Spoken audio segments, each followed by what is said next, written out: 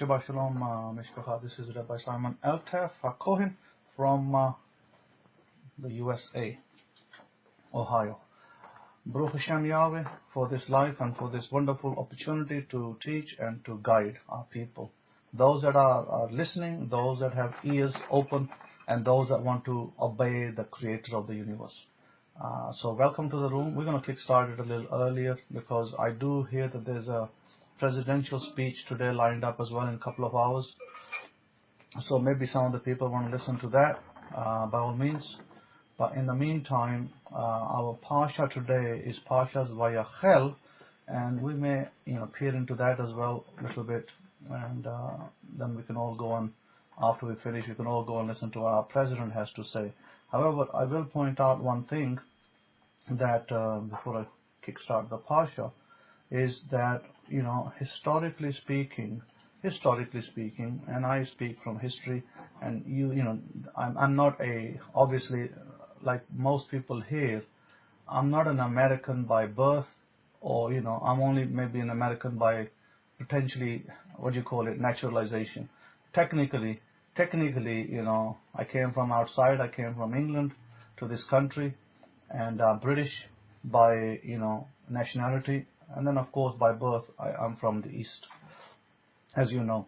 So, but nevertheless, I want to point out certain facts. When I came to this country was in dire straits. It had a bad president, Mr. Obama. I remember he was a president.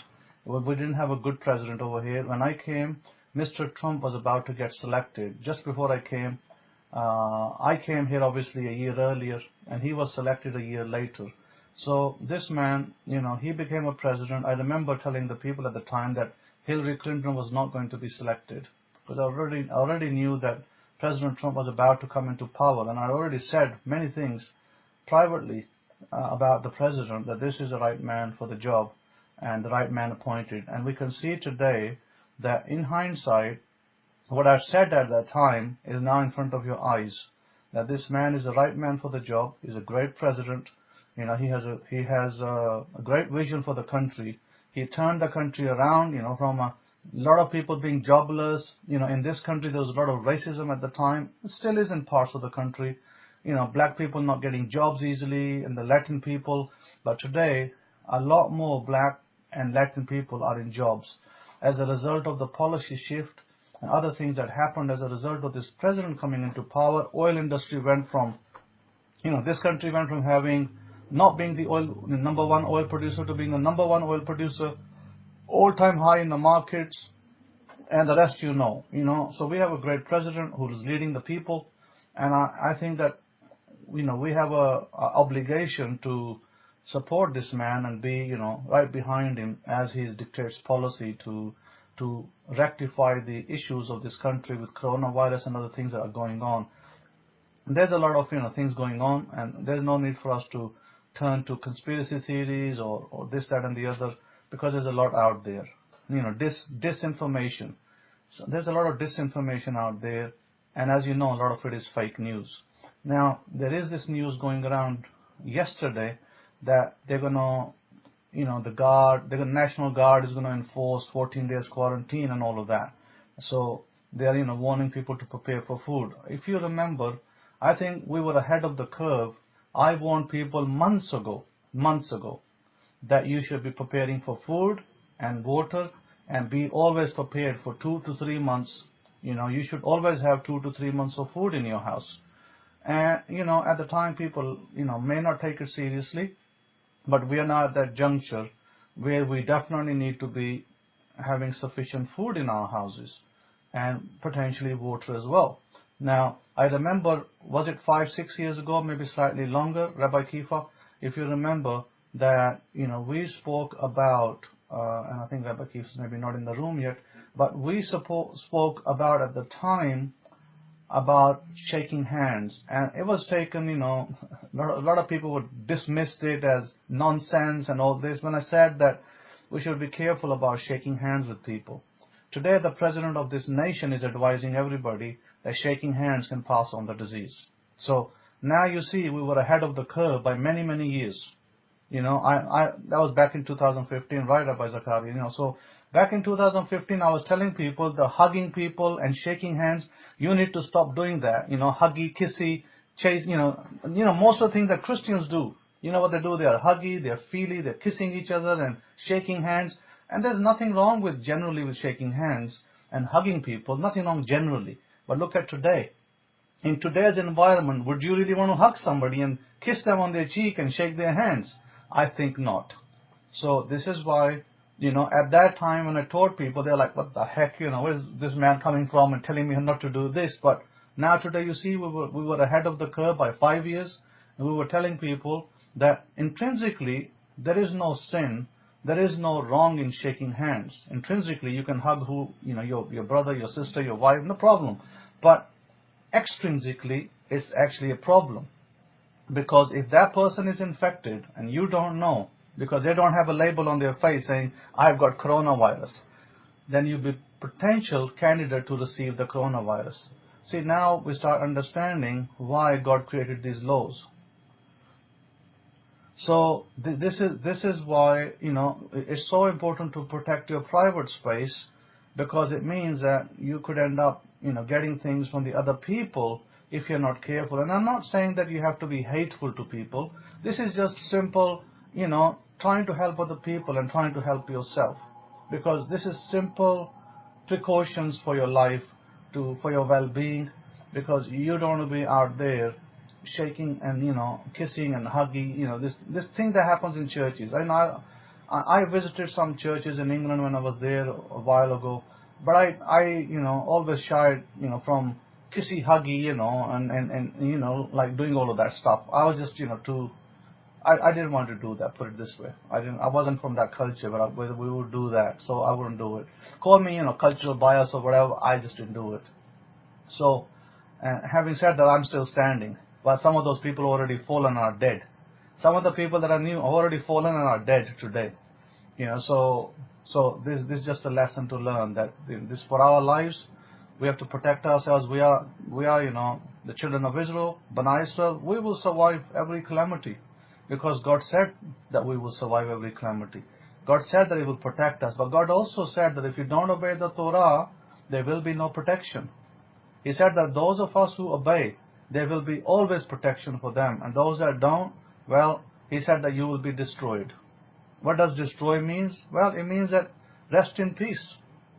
And so, there's this slogan going around that my brother sent me this morning saying that rest at home or rest in peace, your choice. So rest at home or rest in peace, it's your choice. So now we come to these slogans, the coronavirus has become a little bit of a joke now amongst the people. So everybody is becoming a doctor and everybody is becoming a nurse and everybody is a medical specialist. But let me put this to you. This is, I said earlier, the only thing you need for coronavirus, apart from this kissy huggy feeling, is that the only thing you need is, of course, the social distancing, which is just to protect yourself from any kind of virus. It doesn't have to be corona, it could be other viruses. But having said that, number one is if you can have colloidal silver. Colloidal silver is readily available from many stores on eBay and Amazon.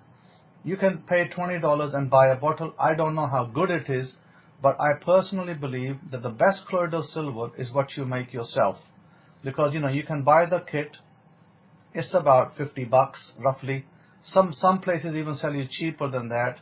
And, you get 2 little silver rods. They're quite small. That's all you need. And you're not going to melt them all. In one session, you're going to maybe melt a little bit of it, and it goes into the water, and you basically keep it, and it can deal with 600 diseases. It can kill 600 diseases at the spot, and that includes coronavirus, flu, all sorts of other diseases. Yet we know that the vaccine doesn't work against the flu every year, but it can kill all sorts of diseases. So it's a good source to start with, colloidal silver, number one. Number two, the other thing that is now known, and you're going to laugh at this, but let me tell you, Shabbat Shalom, Yaqub. The other thing you're going to laugh at this.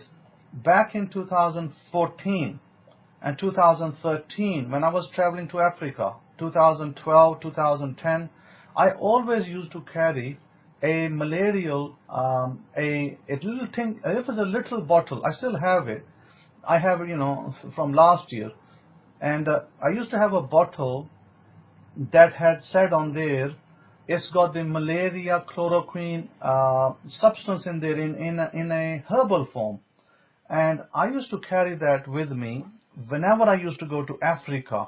And I remember distinctly that the last time I was in Ghana, maybe back in 2014, is called Artemisia annua. And what does it contain? It contains a chloroquine herbal stuff. Artemisia is the stuff that kills malaria. Now, apparently today, they are saying that it doesn't only kill malaria. It can also kill the coronavirus. It can also kill the plague. So, listen to this. I was carrying this stuff with me, 7 years ago into Africa, and I used to keep it in my bag. And when I used to leave that zone, when I was about to leave that zone, I used to give it away to people and say, hey, keep this, it might be handy for you. So I was always ahead of the curve, even back then. So my point, this Artemisia, you can buy this little bottle from eBay. It may cost you about $28, $30, whatever the price is today. But this is a lifesaver. Wherever you travel, and all you need to do is take a few drops, If you feel vulnerable or you're in a vulnerable region, and Baruch Hashem, Yahweh, I never got malaria. And I was in the worst of regions with malaria. Worst of regions. And Rabbi Kefa knows this too. In Kenya, in Ghana, in Nigeria. Worst of places where malaria is rampant.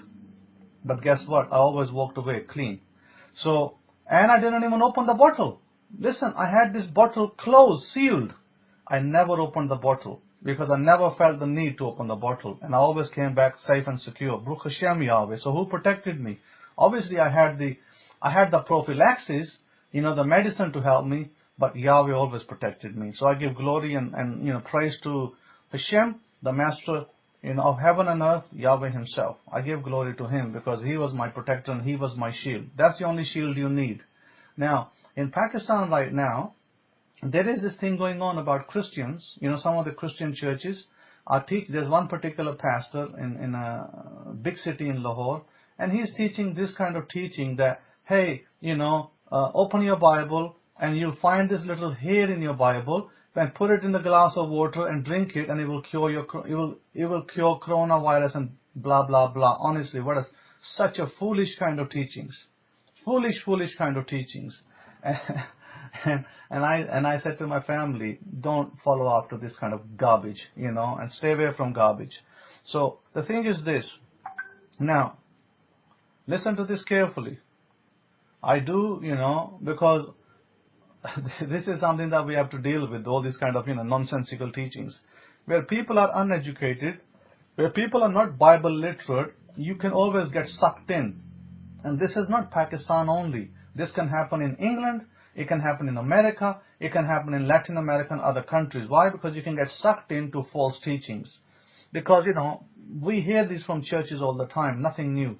So my point is, be very aware that there's going to be a lot of false teachings out there. Or do this and it can happen. But the only two things you need, like I said, colloidal silver is one. And if in the other one you can have is you can get this substance called carbolic acid. That used to be the substance of choice in hospitals at one time to kill bacteria and viruses, in your hands and on your body and things like that. People used to use that to wash their hands.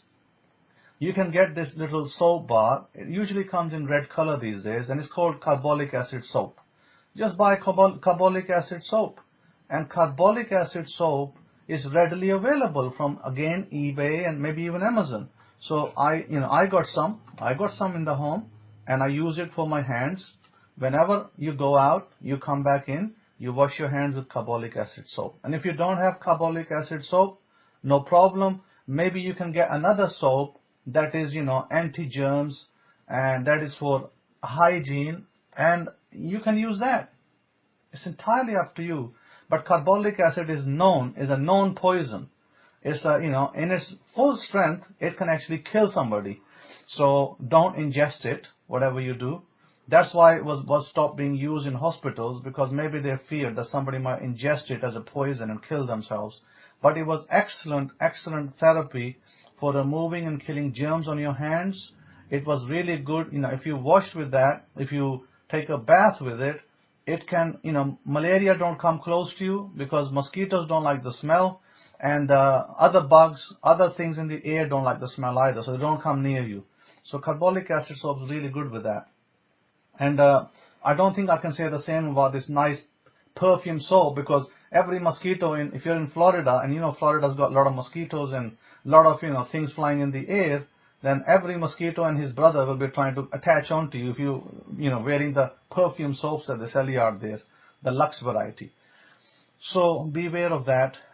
Simple precautions is buy chloroquine tablets. Chloroquine is a standard malarial tablet. You should be able to readily get it from any pharmacy.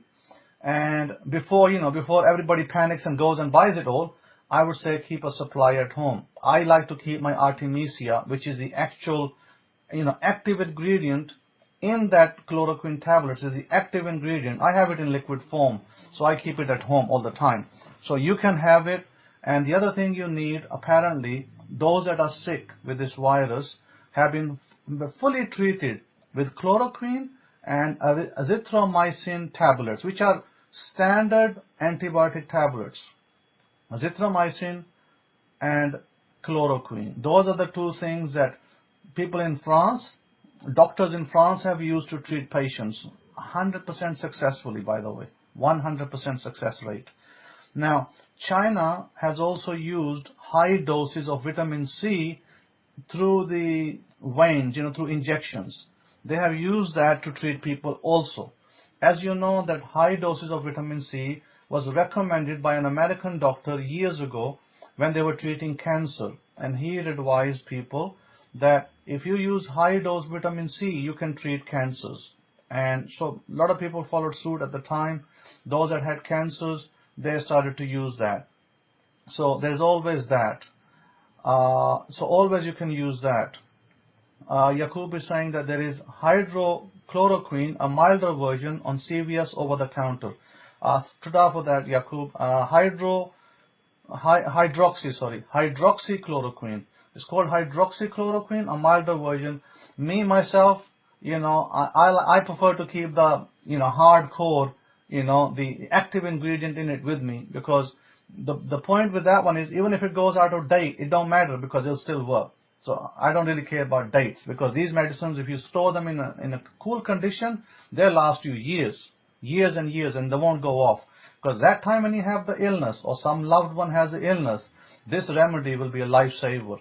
So always keep, because you're not going to start chewing tablets unless you have a problem. But what they are saying is that the chloroquine tablets, you can take it as a preventative measure. In other words, if you fear that you might get it from somebody, take a chloroquine tablet and go out, and you're fine. You won't get it. That's what they are saying. Now, I don't know, and I can't guarantee that that's a prophylaxis. But again, hindsight is 20/20. Better to be safe than to be sorry. So I would advise those that are vulnerable amongst you, those that have weakened immune systems, they can definitely look at these options for themselves and for their loved ones. I know most of the people out there are busy collecting, toilet paper in America. They're trying to make America great again by buying toilet paper. So whenever you go to Walmart, the shelf that's empty right now is toilet paper shelf. Otherwise, we have everything else. Walmart has everything else but toilet paper, because as soon as it comes, and I asked one of the girls over there, I said, what happened to Walmart? Did a hurricane hit Walmart? She's like, my goodness, it's like people are panicking. And she told me, she said, we are a 24-hour store, but we have to shut down at night because we can't fill up supplies fast enough. And people just come and take them off the shelves. People are so panicking that they're taking not one roll, like one packet of toilet roll. They're taking like maybe 3 altogether, or 4, whatever they can fit in their baskets. Now, over there, they have a notice over there, and it says, please only take 1. leave some for other people too. I'm telling you, like, my goodness, Walmart had to put that notice up for people's sensibility. Oh yeah, absolutely, Kefa. There's not that much but. And I was joking, I was saying that maybe the American people haven't heard of water yet. Maybe they need to refer back to water, because I can guarantee you that all the doctors, good doctors out there, they will tell you that instead of using tissue paper for your butt, use water. Because some people don't realize that the chemicals in paper, they can abrase, they can cause you problems like hemorrhoids and other things, because they can abrase your colon. And again, you see, I'm not saying that toilet paper is bad, but I'm just saying that it's something to be aware of, that you may want to look at other options as well. Because, back in the day, when we were in the wilderness, I can assure you we had no toilet paper, but we did have shovels and we did have water. So we were able to use our shovel and water. And when I was in the British Army, and I was in the reserves, and I was training, and they gave me a shovel, and they said, if you want to poop, you can go over there, dig a hole and do your necessary thing, and then, clean your butt and come back. So I used to keep my water bottle with me for this very purpose. And, we used to have a little shovel to not only to dig our trenches, but also to do the necessary. And by the way, we know from the stories in the Bible, that this is what we used to do back in the day. Of course, in King David's day, by the way, King David, and maybe before even King David, we started to have sit-down toilets. Yeah, Israel had sit-down toilets, by the way.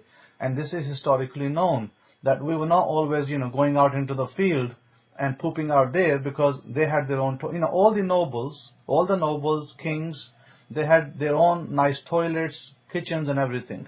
So they didn't have to go out into the field and look for a spot. Unfortunately, as you know, that not only in India, some remote places, many places in India didn't used to have a toilet. There's actually a movie that's made, Indian movie, I saw that, and it brings tears to your eyes. It's called Toilet. And it speaks about Indians, outside regions, urban regions, suburban regions. It says that there were no toilets there, and people had to go out into the field. And women were, like looking out for other women and sitting in the field and trying to, do their necessary. And then, of course, there was danger of snake bite and other, wild animals. And then, of course, the worst wild animal is human. They were afraid of rape and things like that.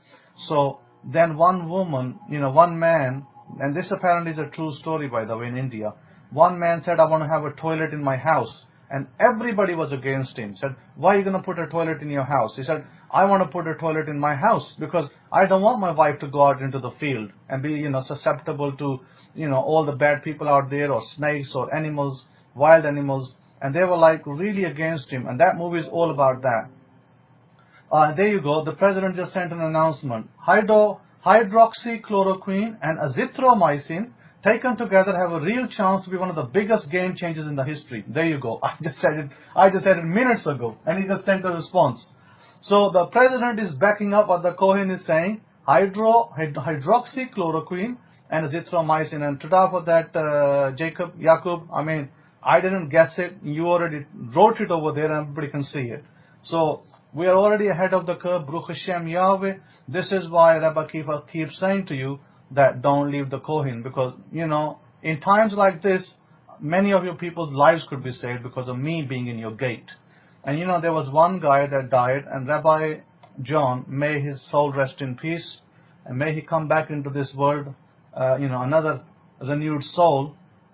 He was a good man, but, he ended up going off the track because of ill advice and wrong perception. But, still, I don't hold nothing against him. May he rest in peace, and may God send him back to this world again, and as a new person, so he can live a new life again. Because we do believe in reincarnation, and it is part and parcel of what happens. You don't just die and go to hell, as Christianity teaches you. There is no hell, by the way, and there is no heaven where you're going to go and make a home. So let's put this out for a change. There is no hell and there is no heaven. Yes, there is a place where God lives, and it's called eternity. So, you can call it heaven, but it's called eternity. But technically, there is no hell, because Torah doesn't mention it, and there is no heaven. Torah don't mention no heaven. And the Torah does not say that we're going to die, and we're going to go to hell, and we're going to die, and we're going to go to heaven. And I'm going to make my little apartment in heaven. So don't start making your homes in the sky. This is why the Jews, you remember when they were under the occupation of the Romans, they believed in a Messiah figure. Well, this Messiah figure was a king figure who would restore the temple back, who would bring, the people back from the, from the diaspora. And because, based on certain prophecies in Ezekiel, in Jeremiah, also in the Torah, where God says, I will bring you back, and I will establish you back as a people, back in the land. So, based on those prophecies, I guess we went a little bit further, because there is no speech that this Messiah will come and die on the cross and blah, blah, blah, and the rest you know. Because there is no such thing as blood doctrines. Blood doctrines are the product of paganism and Gentile literacy. So please be aware that we do not teach over here, nor ask you to believe in any blood doctrine. The only doctrines that you need to believe in are the Torah that our father Abraham followed, and the Torah that Moses laid down for Israel. That's the only Torah you need to follow, because the Messiah, those that believe in Yeshua, Jesus of Nazareth, as a Messiah, they believe in the Messiah as a person who was teaching Torah and telling the people to come back to the covenant. Now, he didn't go around and saying, wait for me, and I'm going to die, and then look at my blood, and take it upon yourself. All these bad doctrines, teachings, have arisen from the Gentiles. So let's just leave them where they belong, at the Gentiles. We don't need to follow them, and we don't need to believe them, and I don't need to waste my time in explaining them. As long as you're in the Torah, and the Torah commands you that look after the Kohen in your gate. If you have any problems, any issues, go to the Kohen in the gate. These are written in the Torah, by the way. It says, that time, that day, you go to the Kohen in the gate, and whatever he tells you, that's my word. And if you don't listen, then you shall be cut off from that people. So, it's right there. If you want verses, I can quote you verses, but I don't really want to sit over here and go through individual verses. All I'm giving you is paraphrase, so you understand that where we are today. Now, I can tell you with a 100% factual accuracy that had Rabbi John come to me when he had problems with his kidneys, I would have been able to help him. And perhaps, had he been not stubborn, he might be still alive today. But, I still, I love the man. I have nothing against him. May he rest in peace and return as a, new person. And may God give him better guidance next time. So, be aware that, my role over here, and you're not the only one. I touch many, many people's lives all across the world. And I don't look at whether they are Muslim, Hindu, Christian, what they are. I don't look at any of that. I look at, can I help? Am I able to help? Do I have the need? Do I have the ability? And if I do, I help. Without looking at their religion, their creed. Because to me, everybody was created by God. So, in order to help other people, we are actually being a light to the nations, and we are directly showing them the love of God. So it's important that we remember that. Instead of, Rabbi Kefa sent a video where this woman was swearing at a Chinese woman in the railway station, in the metro. She was really going, with really bad swear words.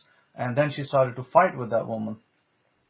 We don't need to go there, because this disease that came into our shores, it wasn't created by some Chinese woman on a metro train. Whether this was created in a lab or whether this came from bats and animals. There was a little video I saw yesterday on these bats, these wild animals that the Chinese people keep. And this shop was trying to sell these wild animals, and my goodness, there was all these weird and wonderful, exotic, birds, animals there. But these people eat them. My goodness, right? They just pick up the animal and chop it up and make it into whatever, meat pieces and sell it to the person. And they can cost you from $200 onwards, etc. So, this is what I mean, right? Is the Chinese people are notorious for eating unclean foods, are ritually impure, not commanded to us in the Torah. They are notorious for that, because look, Chinese are Gentile people mostly, unless they have some in their midst that are part of Israel. But majority of the Chinese are, as you know, are Gentile people, and this is what they are taught. They are taught to eat pork and everything else that moves. So Isaiah 66 talks about that, the nation that eats the mouse. Well, there's only one nation I know that eats the mouse, and it's not the Muslim nation, but it is a Chinese nation. But having said that, there is no need and there is no reason to attack Chinese people, because the people did not create the virus. If it came through any wild animals, because they eat bats or bush rats, Africans are notorious for eating bush rats. Ghana, they love it. And I was like, yuck. I was like, when I heard it's like, makes you sick. But anyway, they eat it. And I was sitting there in that restaurant with, a couple of guys, 3 people. And I said, I'm going to have breakfast, typical British, kind of, attitude. I was like, I'm going to have my tea and I'm going to have my sandwich, which was with eggs in it.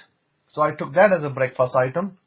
I said to the lady, can you please just make me a tea and give me a piece of bread, toast with an egg on top. So I'll have that. And you know what the people with me had? They said, can we have soup with, what was it, that stuff they eat in France as well. My goodness. It was those things that, that crawl on the ground. They're in your garden. And so these Africans who were sitting with me, they actually ordered a soup with that stuff in there. I was like, my goodness. They were eating that stuff over there for breakfast. I don't know what they're called. They're not. No, it's these things that you find in your garden. They're attaching onto your plants and things. And I forget their name. Snails. Yeah, thank you, Rabbi Michael. It was snails. So they were getting snail soups, snails and slugs. I was like, what the heck? Like, yuck. I can't eat that. This is what they were eating. This is a breakfast item. And I was like, they were so happy to eat snails. But anyway, my point is this, that the nations do what the nations do. We're not here to change the nation's diet. The Gentiles' diet. I'm not here to change Gentiles' diet. If they like snails, let them have their snails and slugs.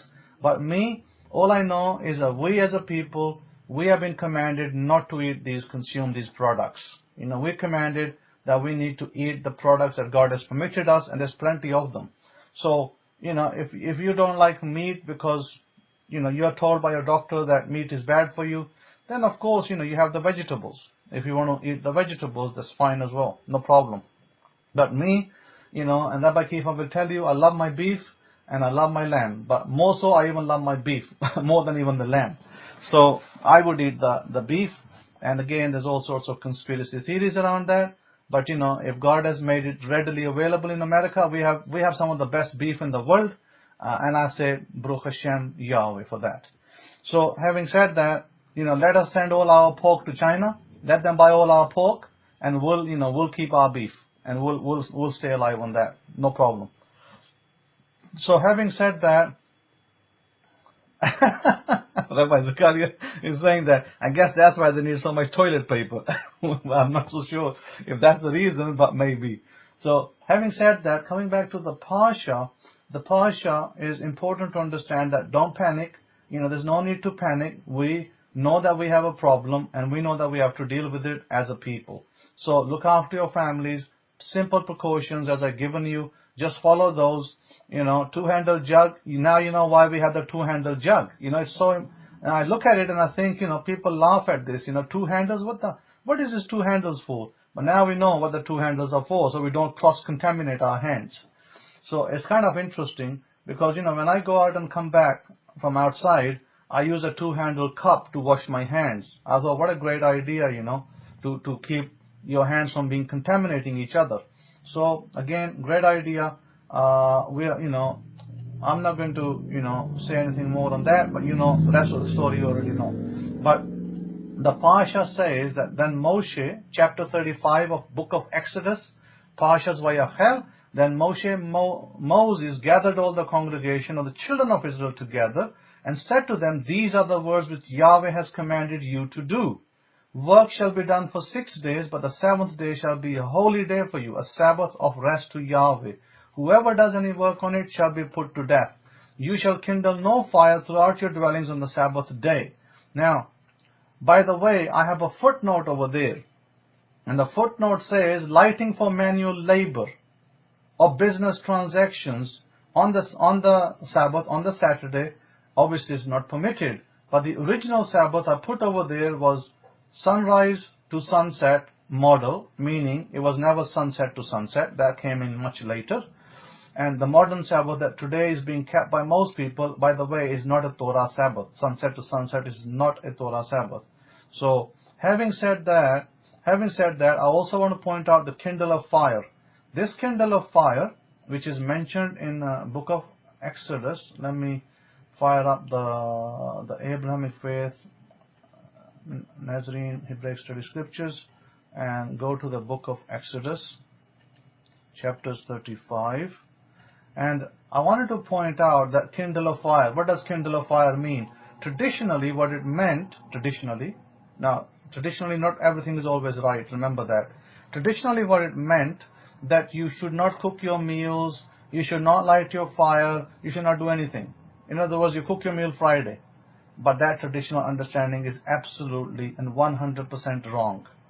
Because nobody questioned that reading, that understanding came from Mitzvah HaRabban. In other words, the rabbis decided that. Yahweh didn't decide that. So, how would you be living in Alaska and not lighting a fire on Saturday? Just ask yourself that question. And there are people living in Alaska today and it's very cold.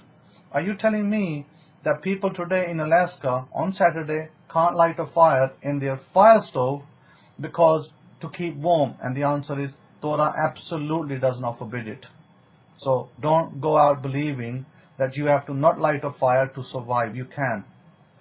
Any fire that you light for your survival, for your cooking even, is permitted. But any fire you light for business is not permitted. That's how you should see this prohibition. The rest is up to you. If you decide that you don't want to light a fire for even food, that's your choice.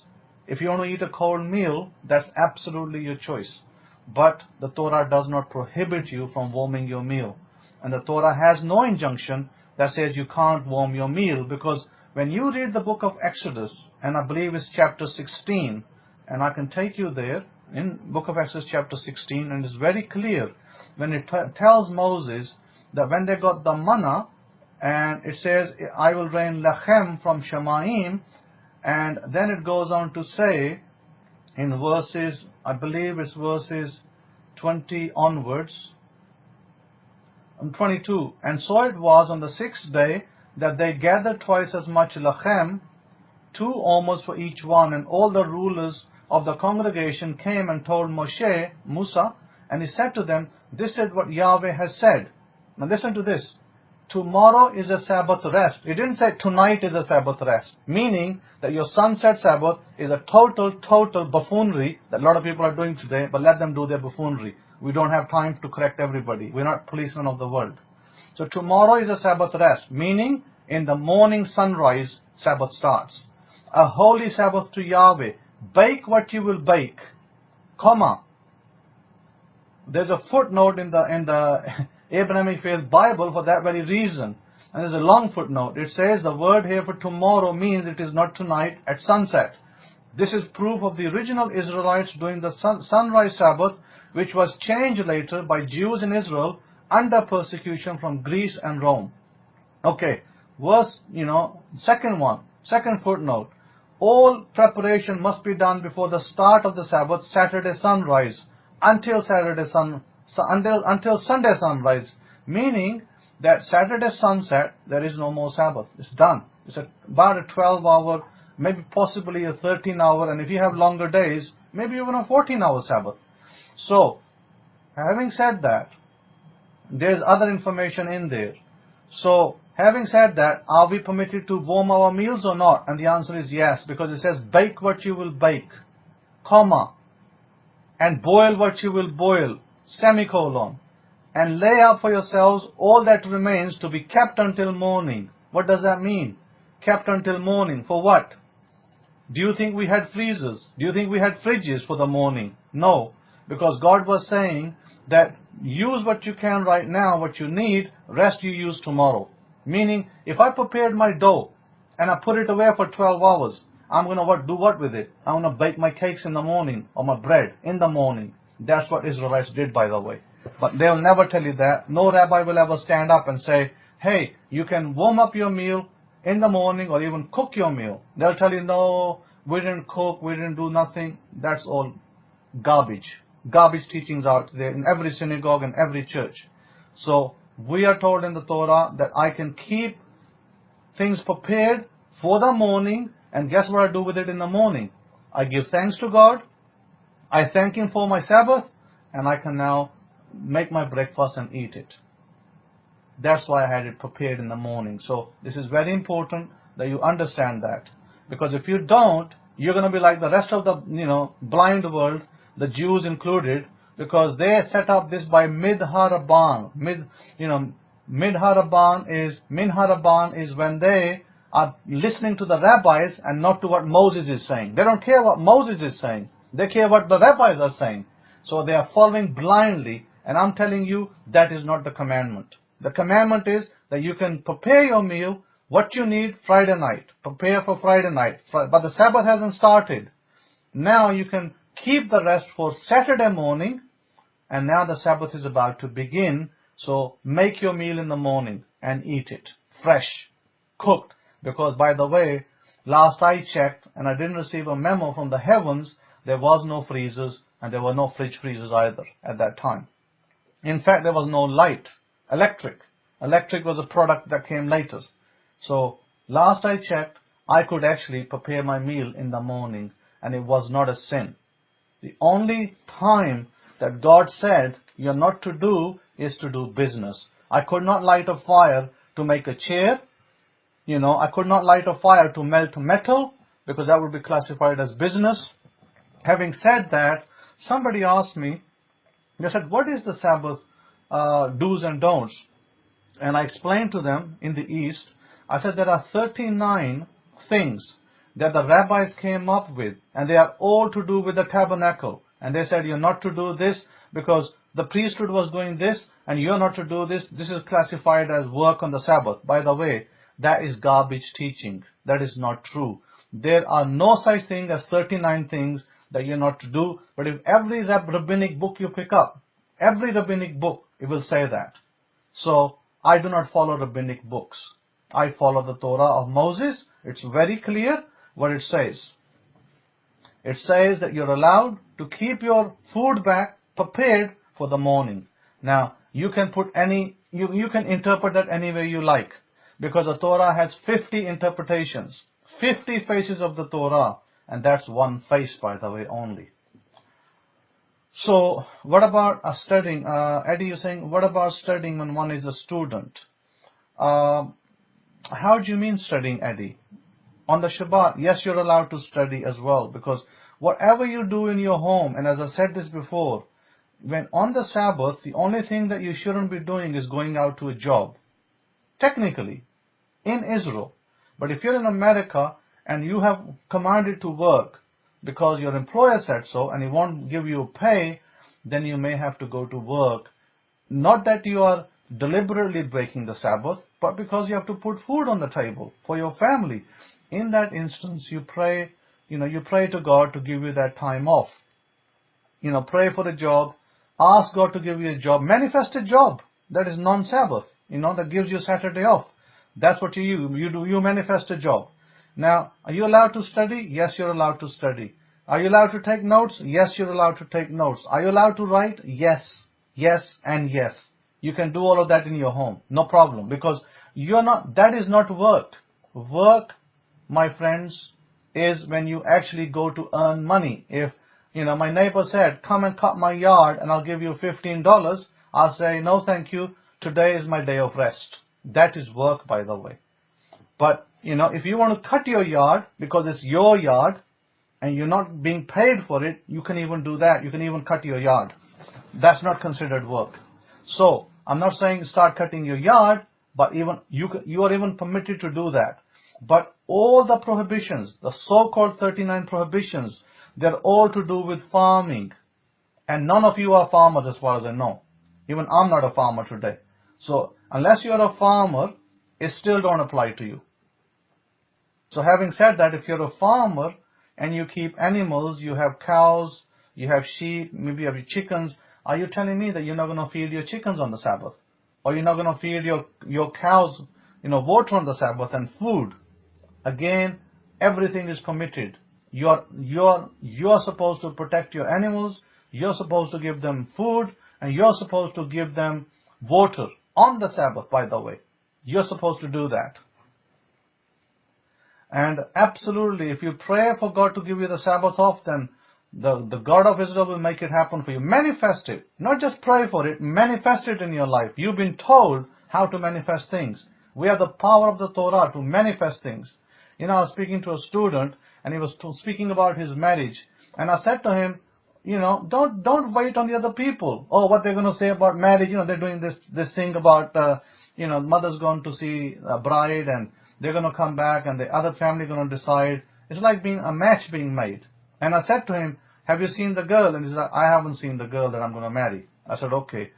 Has your mother seen the girl? Yes, the mother's seen her. I said, does your mother like the girl? If she feels she's a decent girl and she's pretty for you, then I said, why aren't you manifesting it? I said, I've told you all this. Why? Manifest the girl in your life. Manifest it. Don't wait on them to tell you yes or no. You make them. If you love the girl, if you like the girl, your mother tells good things about her, then manifest her.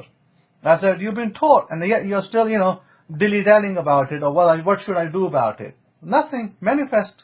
That's what you do about it. And if you're not sure, then you hang back, if you're not sure. So the whole idea of teaching you these things was that most of you have the ability to manifest for yourself. Sometimes you get stuck. You don't know how to do it. You're not sure. And this is where I come in, and I assist you. And if I have to stand for prayers on your behalf, then I do that. But you have been taught mostly what to do for yourself. But that doesn't mean you're a man unto yourself. Doesn't mean you're an island. Doesn't mean now you kick the Kohen in the back and say, get out of my life and I'm going to do my own thing. See, some people did that, and they are now 6 foot under. Don't do that, because God has also commanded you to be with the Kohen in the gate and look out for him and take care of him. Now, I'm not asking you to pay my bills, but actually God has asked you to do that, pay my bills. But I've never come to you and said, pay my bills. But you're supposed to. That's a commandment from the Torah, by the way. But when was the last time I came to you that said that, oh, I have a roof leaking, can you please help? I don't remember ever doing that. But technically you should be. So just know that you're supposed to. But having said that, I'm still here to assist you, whether it's a medical thing, and Baruch Hashem Yahweh that I have medical knowledge. I studied medicine, I studied Chinese medicine as well. I'm actually qualified Chinese physician. And also on top of that, I studied other things too. Law, I studied law. I studied, IT. I'm a software engineer, so I have many things under my belt. And of course, I'm a, ex-British champion in martial art, in Taekwondo as well. So there's many things under my belt. But having said that, pray tell, I'm trying to teach you to do the best thing for yourself, look after yourselves, because what matters right now is not how much knowledge I know or how much knowledge you have. What matters right now is how many people's lives we can save, and the Torah has given us ample ability to save our lives, to help other people around us. So do that. Be a light unto other people by helping them, by saving their lives. But I'm giving you simple things. The Sabbath is a covenant. Do not, balk at the covenant. Do not sneer at it, and do not say what a stupid little commandment, because some people do that, by the way. They do, ridicule the commandment as it is some kind of joke. It's not a joke. It's serious. And if you are part of Bnai Israel, the children of Israel, the house of Israel, if you are part of the house of Israel, and you can be, and you're allowed to, you can become the part of the house of Israel anytime you desire. There is actually no prohibition not to. So, we are not permitted to shop on the Sabbath. That's correct, Devorah. But on a festival, which is also a Sabbath, a different kind of Sabbath, you are allowed to shop on that particular Sabbath. provided that you're going to buy things for the festival to cook and so on and so forth. But only on that one. Weekly Sabbath, we're not allowed to go to the stores. We're allowed to go to the store on Friday night, and purchase all the goods you need. You can go to Walmart and purchase everything you desire Friday night, but Saturday is a day of rest. That's what Scriptures tells us. Saturday is a day of rest, means that you rest at home. And when you're at home, you have to eat. And when you have to eat, then you have to cook. So all of that is within the limits of the home. It's called the home zone. It's a zone. You're allowed to do that within the zone. And a lot of our rabbis understood it, but a lot of our rabbis, they veered off because they wanted to teach you, fences. Fences means that let's restrict the people so they can't do any of this, so they don't sin. So the rabbis thought they knew better than God, and they can restrict the people and cause them to do something which the Torah did not command. So, we know the customs and traditions. None of those customs and traditions are commanded. They are followed today. This custom tradition that we read about in the New Testament, that is called the Kiddush on Friday night. That's a custom and tradition. Now, you can do the custom and tradition. That's fine, but it's not a commandment. If you don't do it, nothing is on towards it. So you're permitted not to do it, and you're permitted to do it. And I don't do custom tradition, by the way. I don't do it. Now, I might do it in a Gentile nation. I might do it to show other people, but I don't do it for the sake of just, it's a commandment. I don't do it because it's not a commandment. But if I was in another country, in Pakistan, I may do it over there just so that people know that we are different. We are not like you. I might do it over there for that reason. So with that said, I'm not going to put too much on it, but I'm going to just say one thing before I hand it over to Rabbi Kefa, is that on the manifestation front, as you know, that I would like to write another book regarding all these, all the manifestation techniques that, I like to explain. But what I have asked some of my students is to, some of you, I have been in touch with you privately, and I've asked you that there is one method where we write our script every day, our affirmations. We write them every day non-stop until they come to pass. There is another method where we only write them 14 days in and 14 days off. That means 14 days you do not write. You take a break. And some people prefer to do that 15-15. I only said 14 because, February is a short month. So, having said that, you can do it 15-15. That's fine. So, you can do that. And if you do, there's no problem. So, I like to receive feedback from you. If you've been writing every day, then please, give me feedback that whether your manifestation came to pass, or if you've been doing it for 14 days, stroke 15 and 15 off, then please again give your feedback if it came to pass for you. I will tell you one thing very, very clearly. I manifested over here a ID card, from Pakistan, from that nation, something that was totally impossible to do from where I'm sitting. Absolutely impossible to do, because I remember the first time I went through so much hassle to get it. So, second time, I manifested it in less than 2 weeks. In fact, it came to me in about 5 days, and I did not write that every day. By the way, I scripted it, but I only scripted it for about maybe less than a week, and then I stopped doing it. So, I'm not conclusive that the result was because I only scripted it for 1 week, but it may have been a lot of factors, because there was a lot of stuff I was doing, imaginative act, also other stuff. So I would probably say that the total I wrote that script was less than 2 weeks. My own theory with the practice proves to me that perhaps you do not need to write every day, but I cannot conclusively prove it yet, because I do not have testimony from anybody that has said to me, hey, I only did this for 2 weeks and it came.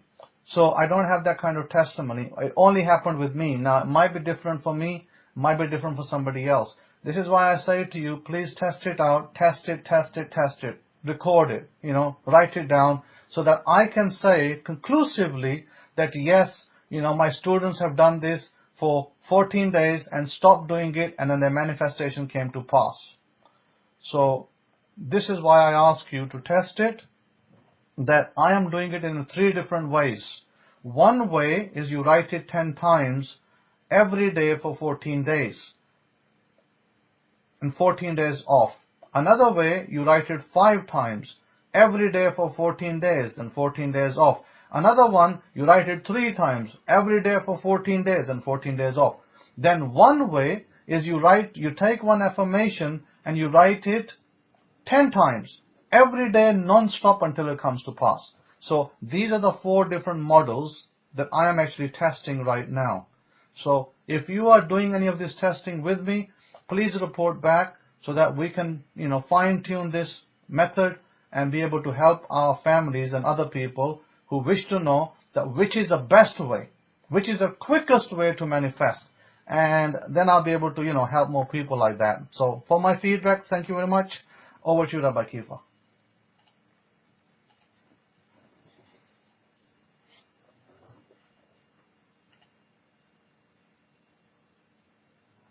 Okay, RSAHK, if I could be heard, can I get a 1? I want to do a quick mic check over here.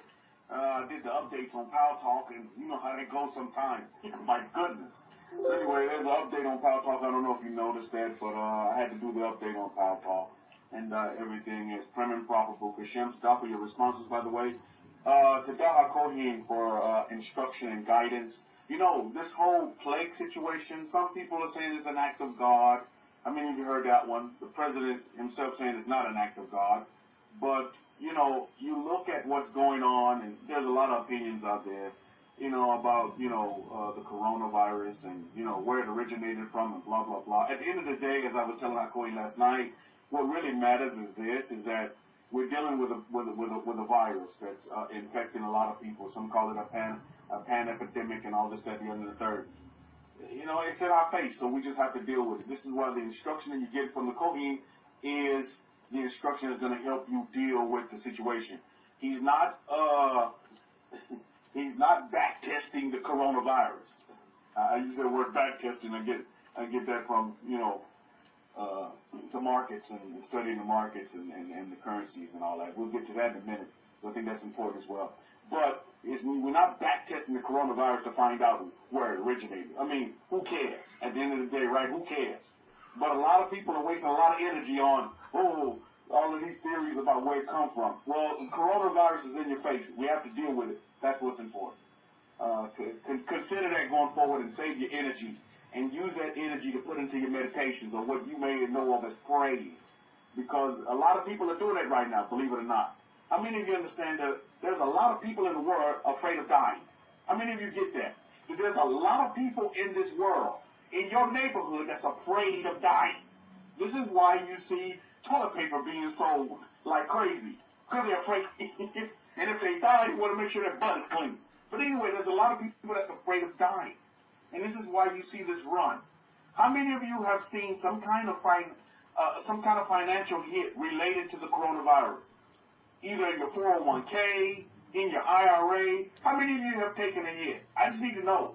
Put up a $sign if you notice, even if you don't have, even in your savings account or even in any kind of way, shape, form, or fashion, put up $sign if you noticed that your financial situation is taking a hit. Anybody? I want to encourage you and tell you this day that this is not related to that Yahudi and others. That, this is not a financial crisis. I want you to understand that. And I would like all of you to hold fire and hold fast. Try not to look at your 401k or your IRA if you don't have to, because, believe me, I'm going to let you know right now, newsflash, that it's going to be a lot lower than what the statements that you would get that you got maybe a couple of months ago. It's not going to look the same, but that's okay. Life is about ups and downs, and this is a great example, great example of that. You're going to have your ups and your downs. Now, the key is, for us as Israel, is to take advantage of the downs. Even in down times, things are good. And even in the bad, you must look to find the good. I want you all to understand that these days. How many of you understand there's a lot of great things going on related to the coronavirus? Anybody? I bet you if I give the mic to each and every one of you, you can tell me a story, a great story about what has budded from the coronavirus, from this so-called deadly virus that's killing a lot of people, blah, blah, blah. Great things are happening, Mishpahah. I was telling Hakoi the other night that one of the greatest things that's happened is that, families are spending more time together. What a concept, right? You got families spending a lot of time together. Isn't that great? Because they're quarantined. So if one get along, you're going to have to learn how to get along real quick. Or you're going to have a lot of time to be able to learn how to get along and get on with one another. Isn't that beautiful? I was seeing shots of New York City in Times Square. I had never seen Times Square as empty as it was. I don't live in New York, but, in seeing Times Square, and I would always see it packed full of people just hustling and bustling. I had never seen Times Square so empty before in my life. You know what I said? I wasn't running after a conspiracy theory like, oh no, the zombies are coming. The apocalypse is here. I was like, Hashem. People are home staying with their families. Yahudi says, I can attest to that. Stop for that, Yahudi. Yahudi must be a watcher and a witness to that himself, coming from that area. So I think it's important for us. There's just great things that are happening, But again, it's important. And I titled my lecture, The Sit Down. Because, after, invoking the old gangster movies, where, the mafioso movies. This is like a sit down. And it's important for Israel to have this sit down. And before I go into that, and I guess, I don't know if you want to do this now, because I can give you the mic back, or if you want to wait until after my lecture and get an explanation. Remember, you were going to update us on the plates, on the plates that you have out, and the ones that we have made, and kind of give an explanation on them so the people can know. And this is another thing I want to talk about, the plates. Now, these plates were an idea hatched by the Kohen before coronavirus kicked off. Now, what I see in the plates is this. Those that have the 10 Commandments on your gates, you're going to be protected. On your doors, you're going to be protected. On all your gates. This is like, this is akin to, the blood on the post in the ancient times. When the plague of death passed over Egypt, what protected them? So there's a great correlation there. Not to say, well, Rabbi, you telling me I have to buy these plates? No, but I'm telling you, you need to have your 10 Commandments up on your gates and on your doorposts. How many of you understand that? That is the ultimate protection right there.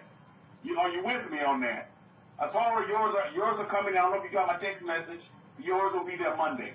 So it's very, very important that you understand that. That's very, very important. Very vital. This is like life-saving stuff here. You see, because when you go to the sit down with the Kohen, he's going to tell you the exact same thing. Is that these are the things, your chloroquine. Let me speak about chloroquine for a minute. If you don't have your chloroquine, please make sure that you buy it soon. Because how many of you know? The president has announced it. Hakohen has announced it. I don't know how many knuckleheads are going to get the understanding of it.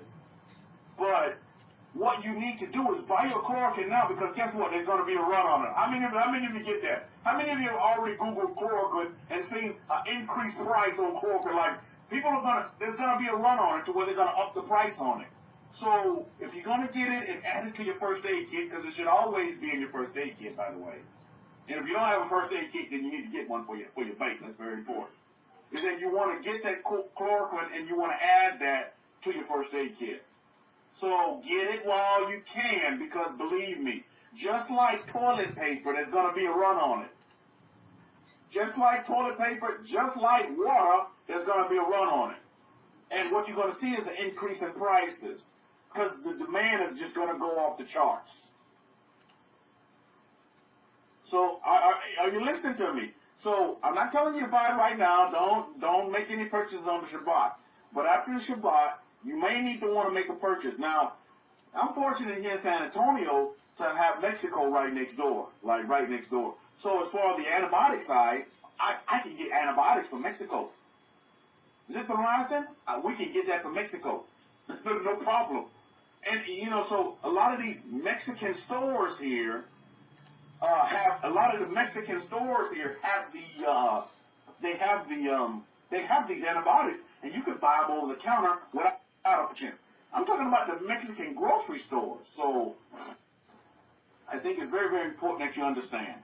So down for that, I'll go ahead and post a hydrochloride and azithromycin. I mean, these are things that you're going to have to get. I started working at Walmart, and we put out toilet paper this morning, and within 30 minutes it was gone. I do not know why. I don't know what they're doing. Are they wrapping beef in toilet paper and eating it?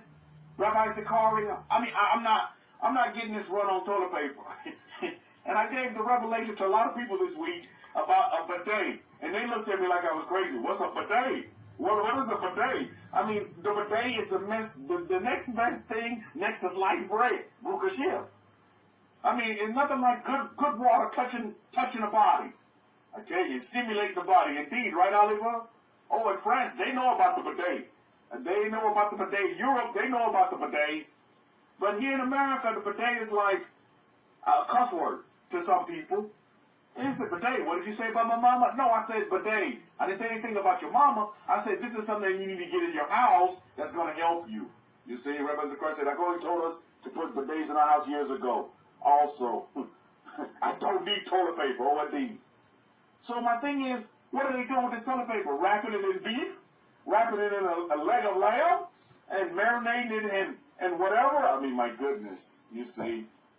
So I think it's very, very important that we put things into focus. But again, all of these things occur because of the sit-down that we have with the Kohen. And you see it in this parsha. The parsha tells us in the very beginning, it talks about this in the very beginning of our parsha. Shemut Exodus chapter 35, verse 1. Again, I read from the Hidden Truth Hebraic Scrolls. If you don't have the Hidden Truth Hebraic Scrolls or what is known as the Abrahamic-Faith Bible now, please get it. It's really going to help you in these times as well. Get clarity and get clear. And come out of the clouds and get clear. You know, too many people are in the clouds right now, so they can't see. They can't see for the light of day. They cannot see because they're in the clouds. But you need to get clear. You're going to need to get clarity, and the Abrahamic-Faith Bible will definitely do that. Shemut, Exodus chapter 35, verse 1. Then Moses gathered all the congregation of the children of Israel together. That's the sit down. That's the sit down right there. And then what did he do? He said to them, these are the words which Yahweh has commanded you to do. Stop, full stop, colon, right there. That's where we are today in 2020, Mishpahah. This is the difference between Israel wandering and Israel with the shepherd. We had a woman phone into us this week, and she was connected to the Kohen in some way, shape, form, or fashion many years ago, but she left. But she phoned in this week and said, oh, I really need to speak to the Kohen. Yeah, we talked long ago and blah, blah, blah. And you know, she said, well, wow, I have you on the phone. I have some questions. And all her questions was, and she had so many so-called problems that were alleviated if she would have just stuck with the Kohen and sat down with the Kohen instead of getting up.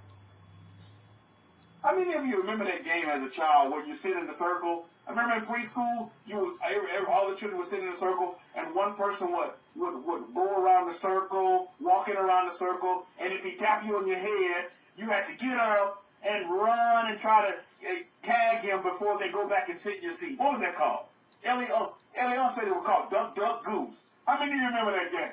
I used to love me some Duck. I think it was Duck, Duck, Goose if I remember correctly. Because you go around and you say, Duck, Duck, Duck, tapping each person on the head. And then when you say goose, that person will have to get up, try to tap you before they get back and sit in your seat. This is what it's like. You know, you're having to sit down with the Kohen, and all of a sudden you say you want to be the goose, and you get up and leave. I saw this with this woman, just by the way, and my heart went out to this woman, you know, because she was out there wandering Israel, listening to all kind of commentary. She said, Rabbi, I would listen to this person on YouTube, I heard this. I'm so confused, Rabbi. And I told her, I said, you know, Israel, you're wandering Israel. You left the Kohen. That was your problem. Thank God she has the opportunity to come back. And in her case, like our Kohen was talking about, it's not too late. Yah forbid that be the commentary for any one of you in this room or listening via MP3 or listening on YouTube, is that it's too late. It's too late. Don't let that be said of you. That it's too late. And for this woman, it wasn't too late. Because I'm telling you, she was frantically reaching out for the Kohen. Well, can you give me his number? I'm not going to give you his number, but I can give you his email. Well, I just really need to talk to him and blah, blah, blah. I was like, well, what happened? Well, And to sum it all up, she went away. She decided to be the goose. Get up, and she ran away. She didn't want to be one of the ducks. She wanted to be the goose, and she got up and she left. But the goose can come back. You can come home. It reminds me of what the parable that we see in the New Testament of the prodigal son. You can come back. And believe me, Rabbi John, as I invoke your name and I invoke your spirit, you could have came back as well. But some people, just like we were told by Moses, is that you know this people, Master. You know how stubborn they are. You know how hard-headed they are. Is that, you know, their pride and their stubborn mentality won't let them come back and humble themselves at the feet of the Kohen. I'm telling you, don't ever leave the Kohen. You won't go wrong. The Kohen, and I don't know if you all, I don't want to get political, but at the end of the day, President Trump is our president right now. How many of you know in America? I want you all to understand that. Do you all, how many of you are in America right now? Put up a capital A if you live in America right now, because I'm going to make this statement. I'm going to make this statement, and it's something that you need to understand. Number one, we're commanded, any Bible-believing person is commanded to pray for your leader. If you had a Bible in your house, probably your response, by the way. If you had a Bible in your house right now, you're commanded to pray for your president, pray for your leaders, period, full stop, not protest. Show me anywhere in our Bible where we commanded to protest. In that Holy Bible, with those 66 books in there, that you commanded to protest. No, you actually commanded to pray, meditate for your president. You don't like what he's doing? Envision him doing what you want him to do in your meditations. Baruch Hashem. Let's get real. But how many of you, and to top of your responses, you Americans in the room, how many of you understand that President Trump has saved lives? I want you all to understand this. Some leaders in the world, and you can just look at it, some leaders in the world are not as astute as President Trump and have lost lives. You don't believe me? Just look at the leadership of these countries and look at the evidence on the ground. And I got to just state the facts. Let's look at the leadership of Italy. Do you not think they dropped the ball? Come on now. But President Trump, I mean, look, he has closed our borders up. I mean, this is real. You know, who cares where it comes from? But President Trump has saved literally thousands, if not millions, of lives by making and giving the instruction that he's given as the leader of the United States of America. I don't care what your political affiliation is. I'm going to say Tadaf for all of you praying for our president, meditating for our president, because guess what? It has helped him and it has assisted him in making some tough choices that need to be made. Because at the end of the day, you have to weigh this out. And as I told you earlier, this is not a financial crisis. I want you all to understand this. And I totally agree with the president and what our colleagues told me as well, is that when this virus is kicked in the backside, and when this virus is totally destroyed, which it will be, do you know the financial market is going to have such a run? And this is what I want to talk about you as we have to sit down.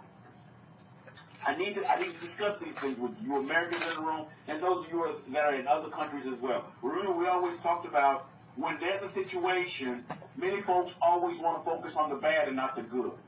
Now, I'm pretty sure there's a couple of media outlets out there that are talking about some good that's happening behind all this. Well, let me just name you some good things that's happened. I'm going to describe you and give you a description of some good things that have happened. Do you know that major car companies, Tesla being one of them, I love me some Tesla. Tesla being one of them, do you know that they're going to stop making Teslas, and guess what they're going to start making? They're going to start making ventilators. Isn't that beautiful? There's a shortage of ventilators, and Ford is on board as well, and I don't know if you've seen their stock, but I'm getting ready to buy me some Ford stock. Ford stock is down to like $4, Mishpahah. Anybody with any kind of sense, I'm telling you, would be looking to buy some Ford stock. Because guess what? At the end of the day, they're going to come back.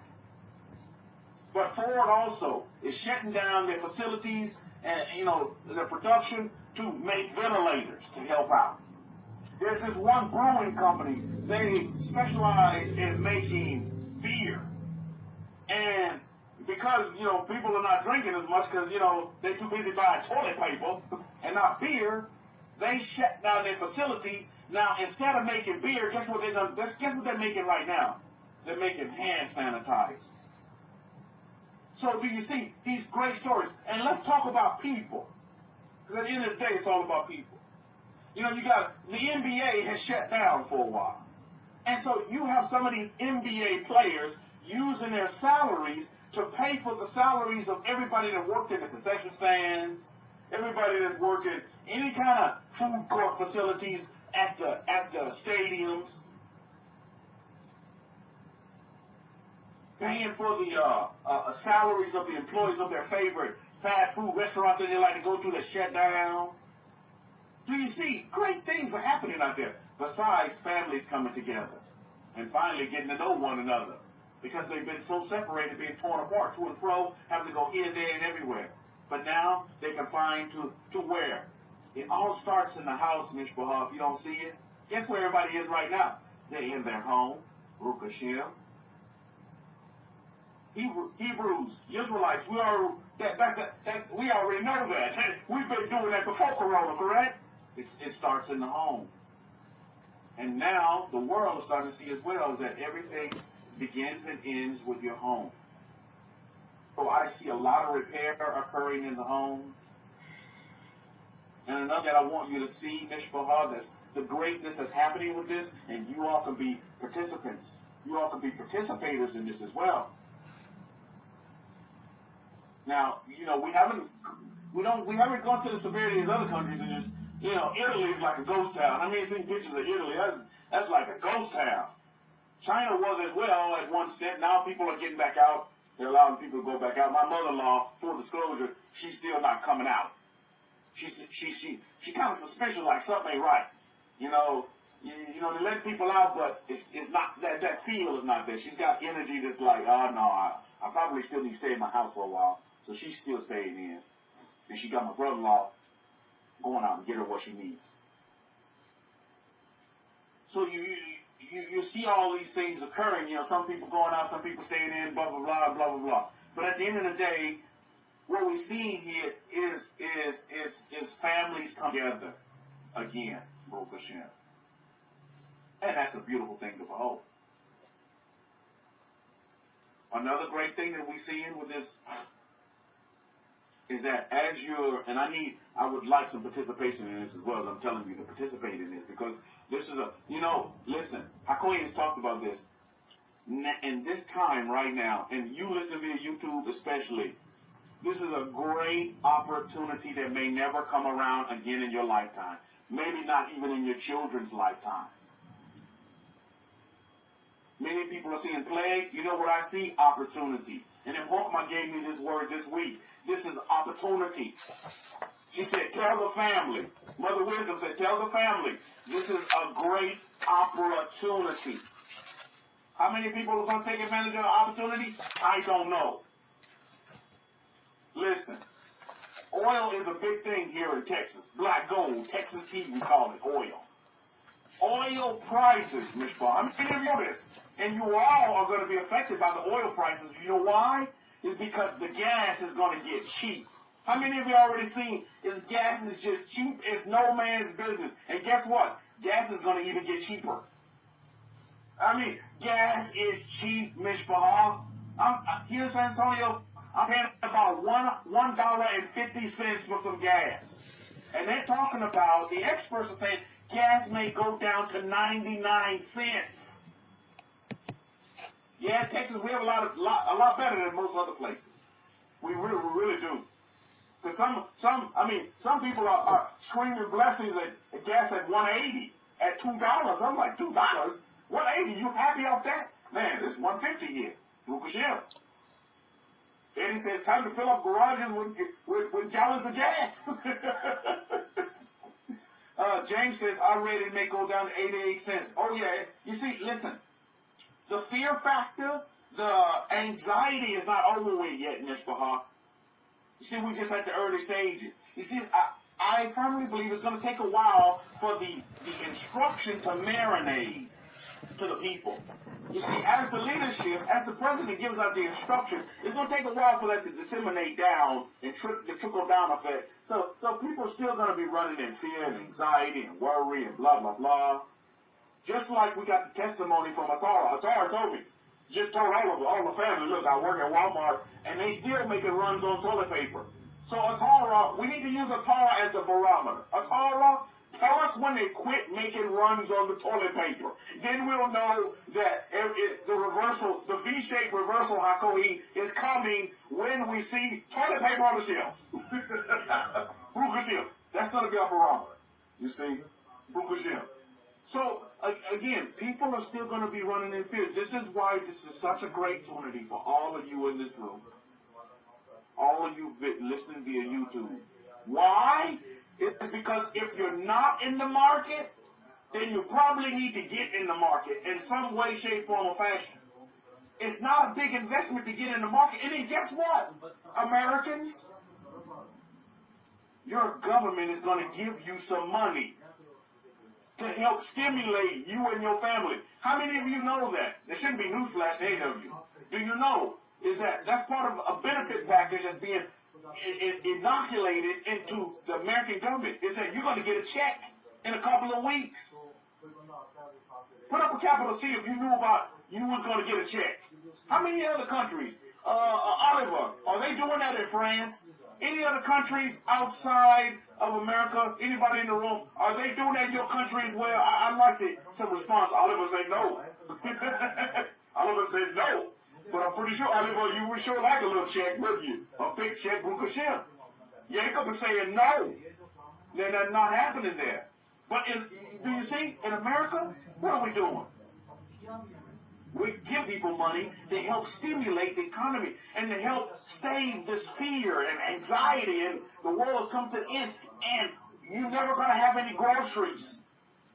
I'm telling you, if you're not in with some Walmart, you need to buy you some Walmart.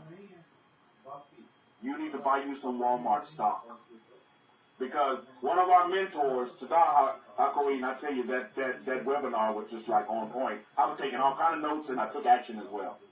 But one of our mentors gave us some great shit on Walmart and catastrophes. And he described it like this, and I'm paraphrasing. He was like, Walmart is even faster and quicker and more efficient than FEMA when it comes to horrendous events that occur. So he said, don't worry. He was trying to calm people. He said, don't worry. You can always count on Walmart. They're going to always be there. I was like, wow, that's great. So in the back of my mind, I was like, man, I'm holding on to some Walmart stock. I'm going to hold that stock. Because guess what? You can get Walmart stock now for a song. Baruch Hashem. Now it may drop even more, and I'm going to go even more in. Baruch Hashem. These are great opportunities. Opportunity. We say, well, Rabbi Kefa, well, why are you talking about this? Because some of you, and I know majority of you in this room and listening via YouTube, you want to leave a legacy. So please, sit down at the feet of the Kohen and establish yourself and your family and leave a legacy. And just like Kohen was telling me last night, you'll be able to sit down with your children, 30 years from now and say, hey, I remember this time. You were just a knee-high to a tadpole. And we had this thing called Corona. And I took advantage, and I took the opportunity to buy some stock or to get involved in the financial system at that time. When it was crashing, I got involved. You see, we do just the opposite. You all know this. We've been talking about this for years. Is that as while all the fish are swimming downstream, how are we swimming, Israel? We're swimming upstream. Baruch Hashem. When everybody's selling, guess what we doing? We buying. Baruch Hashem. When everybody's running and protesting, guess what we do? We have peace, Baruch Hashem. Do you see? So we buck the system and we go against the grain. Why? The nations. We're peculiar people. This is an opportunity. It's a great opportunity. Atara, hang on to your Walmart stock. You will do yourself and your family a great service. 20 years from now, you'll be like, man, Rabbi Kefa was right. That one stock alone can probably make you a millionaire. Hang on to it. Put some more into it as it continues to drop. Shabbat Shalom to you. It's a great opportunity. But a lot of people are not involved because they're intimidated by finances. And matter of fact, finances actually put them in fear because they're always concerned about the negativity of finance. Well, I'm here today to tell you there's a positive side to finance as well. And people are taking advantage of it, just not everybody is. And it shouldn't be that way. I'm telling you, Israel, you're the head, not the tail. You don't look at the tail end of your finances. You look at the head of your finances. You're the head. You should be looking up, not down, when it comes to your finances. Now, for you Americans, I need to ask you this question. How many of you have been, let's just say, put out by the coronavirus to where you can't work, to where it's affected your employment? How many of you? Anybody? Put up a capital E if that's you. You've been put. It has affected you to where they, here in America, either your job is either you've been put on hold, you're not working as the hours have been cut back, some kind of way, shape, form, or fashion. Any Americans, any family members been affected? I know I haven't been affected. Because I'm in a field to where we on the front line. I'm a nurse. How am I not going to go to work? Nurses and doctors, how are we not? Hey, this is what we signed up for. You see? A Torah says Walmart is hiring temporaries if you need a job. Stop for that, a Torah. But in this time, right now, in this age, is the opportunity right now. There's opportunities out there. And to DAPA, nobody being affected as of yet. Now, even if you are affected, this is for you as well. Israel, family, we need to consider, and this is the opportunity that the Mother Wisdom was telling me about. Here's the opportunity. We need to consider, sit down, stay at the feet of the Kohi. We need to consider this in this time. The opportunity of, okay, you have to stay home. How about work from home? This is the opportunity of working from home. This is the opportunity of great inventions. This is the opportunity of great creations. How many of you know what I'm talking about? How many of you would just love to work from home and not have to go, put up a capital H. You say, Rabbi, I just want to know. How many of you would like to work from home? You would like, Rabbi, that would be the best thing ever, just to work from home. Let me say, I do. To work from home. And put up a capital H and say, Rabbi, that's me. I would love to work from home. I would love it. That's my, matter of fact, that's my desire. Matter of fact, Rabbi, I'm scripting that, is to be able to work from home. I'm not saying this for everybody, but I would just like to know if that's you, if you would like to work from home. I know I'm going to put up an H, that's me. I would love to work from home. Well, for sure. That way I could be around my family more. I could be my own boss. You see, because, listen, this is just the environment for our family, the family of Jacob. Why? It's because we're entrepreneurs. Think about this for a minute. When you go back and you examine our family, what made our family wealthy? Can anybody tell me? What made our family wealthy? Look at Abraham. Look at Moses. Look at Jacob. What made them wealthy? And by the way, if you didn't know, they were quite wealthy. What made them wealthy? Anybody tell me? It's important that you understand this, Israel. This is why you have to have a piece of the pie. You have to be a partaker. Hard workers? I wouldn't say hard workers. Israelis, or the Hebrews weren't hard workers except when they were building bricks, making them bricks. Israelis or the Hebrews were smart workers. They worked smart. Now, I want you to examine this, you Torah scholars. What made a family wealthy? You Torah students, I want you to look at Jacob. What made him wealthy? Look at Moses. What made him wealthy? There you go. Now you're starting to get the picture. Water wells. Now, this is very, very important. Maybe a revelation something. Land. There you go. There's some other things as well. What were they?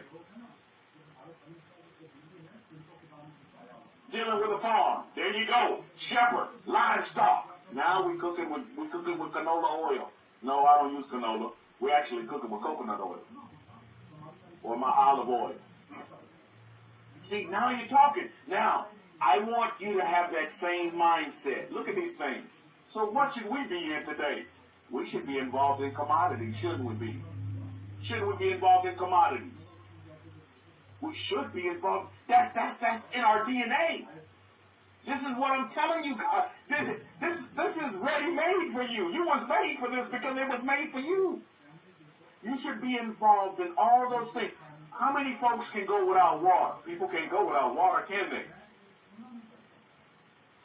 You should be involved in these things in some kind of way, shape, form, or fashion. Hey, you may not have the wherewithal or the desire to have 50 acres and have, sheep and cattle on it. But what's the next best thing? Is to invest in the company that does. You see, in 2020, it's a lot easier for us to be involved. Are you with me? And if you even consider and want to do this, please get with our queen or get with myself, so we can put you on the path. But you need to all consider this. This is we're in a time right now that's unprecedented, that has never happened. The stock market has never dropped the way it has, right? And it probably never will. You got politicians saying this is worse than 9/11 was. This is worse than the great crash of 2008. Man, do you not see the opportunity? There's great opportunity, but a lot of folks can't see it because they're too busy looking at their bills.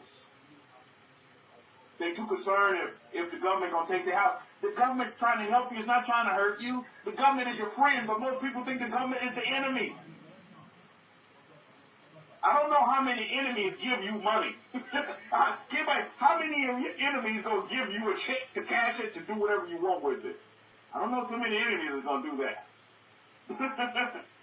I do not know too many enemies that's going to do that.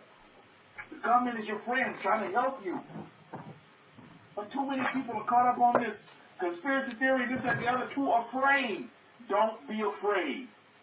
Fear will paralyze you from being successful at whatever you want to do. And how many of you know, majority of what you want to do requires you to make money, to have money, to make money, and to pull money from a money tree. You see? Luxury class says, we the people, cash that check. Indeed, cash that check. But use the money wisely. If you haven't been involved in the markets, maybe you need to get in. If you're considering the Forex, you hear Rabbi Simon, Rabbi Kefa talking about the Forex and the stocks, consider it. It's a great time to do so. Super great time.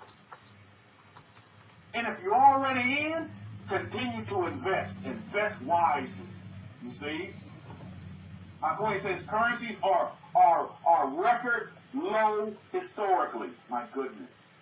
And when these babies pop, I'm telling you what, you kind of want to be riding that train because it's going to be a money train. And a lot of people are going to make a whole lot of money. But right now, it's a great time for you to get in because why? You can be patient and you can sit back and you can wait. And you have time for a little learning curve because I'm thinking, and there's still a ways to go down. It's still gonna be, you see, before things can get good, they got to get bad, you see. According to says stocks are record cheap. Some as much as 70% off. Can you believe that? How many of you would go to the mall and not purchase something if you see a big sign on your favorite store in the mall and it said 70% off the entire store? You would not go in there at least take a look and see what's 70% off? Are you kidding me? This is the same way, you see? The same way. And listen, I'm telling you, Sean's college is getting ready to be paid for. Because I'm getting ready to make investment in Boeing. I'm getting ready to get me some Microsoft. I already got me some Walmart. And believe me, I'm going to hit Disney up too. And some Netflix. And Sean's college is going to be paid for. Just like that. Because in 20 years from now, Sean will be a millionaire. Just off that alone. I'm letting you know that right now. I'm going to let you know that. That's how it's going down at the Kefa in Yahweh. That's real. And these are the opportunities that are out there. And I'm telling you, these stocks are super cheap. You guys wouldn't believe how cheap these stocks are. We must take advantage of this, Mr. The opportunity is now. Well, you might say, Rabbi, I don't know nothing about stocks. I don't know nothing about the currencies. That's okay. You see? Akoi says, this is the worst. This is worse than the 1929 crash. And it's just happening so quick. That's the thing. The market is dropping so fast. Fast and furious. Because people are in what? They're in fear. You need to capitalize off the people's fear. Why? It's because we at peace. I'm at peace. I have toilet paper, but I don't use it because I got days. But I have toilet paper because I've always stocked up on toilet paper because my wife and my daughter, you know, they monthly flow and blah, blah, blah. You know how it goes. You got to have toilet paper for that, you see. What the guy saying, it's a great time to get into it, even if it is your first time. Take a couple of grand and buy. And believe me, you say, well, Rabbi, I don't have a couple of grand. The government is getting ready to give you at least $1 grand. Majority, you're going to at least get $1,000. Come on now. This is an opportunity. You see, I'm telling you, I'm going to put it out there. Those of you who jump on this and participate, you'll thank me later. But those of you who don't, I understand. Maybe you want to take that 1,000, put it under your couch, put it under your mattress, take that 1,000 and go pay off some bills that you want to pay. So if that's what you want to do it. But I'm telling you, how about take that money, use the parable in the New Testament. When the master gives you something, don't hoard it. Work with it. Make them talents, make more talents on top of talents, and I make a genealogy of talents out of it, and don't just hoard and keep the one talent. Thank you for that, local class. This is an important time, Mishpah, and I really don't want. See, I don't want to take this information and keep it for myself. I want to tell the family. And if you're interested, please shoot me an email, shoot Rabbi Simon an email, and we can assist you, give you some guidance on steps you need to take and what you need to do. Open up a brokerage account. It's super easy. But this is an opportunity that, again, I agree with our Kohen. I know I'll probably never see this opportunity in my lifetime again. I won't see it. Not the way it is right now. Never. I won't see. Not Sean won't see it in his lifetime. My son, he won't see it in his lifetime either. Because America's strong. How many of you know it's America strong? America is a resilient country. And when I don't want to say it, but when the stuff hits the fan, America comes together, man. How many of you are noticing that? When the stuff hits the fan, bipartisanship, throw that stuff out the window, we coming together. And we're going to unite as a people. Just like Luxury Class said, we the people. We're going to unite, and we're going to tackle this situation. And if I was making cars, now I'm making ventilators. If I was making beer, now I'm making hand sanitizer. And if I was making clothes, now I'm making face masks. Do you see? That's America coming together for the common good. And that's to kill and destroy the coronavirus. And it's going to happen, Mr. Hawk. And then after it happens, You see, I don't know how much time you have left, but I know you have some time. But after it happens, boy, the market is going to rally like no man's business. And believe me, you want to be on that train. You want to be on that train. You have opportunity to be on that train. And don't say, well, Rabbi, I'm too old for this. No, you're not. You're not too old for this. Oh, Rabbi, I don't have the knowledge. You don't need the knowledge for this. You can attain the knowledge. But what you need more than anything is you need a desire, and you need to take action, and you need to participate. This is the sit down. But I know a lot of people are going to get up, and they're going to want to be the goose and go run away, and that's okay. I get that.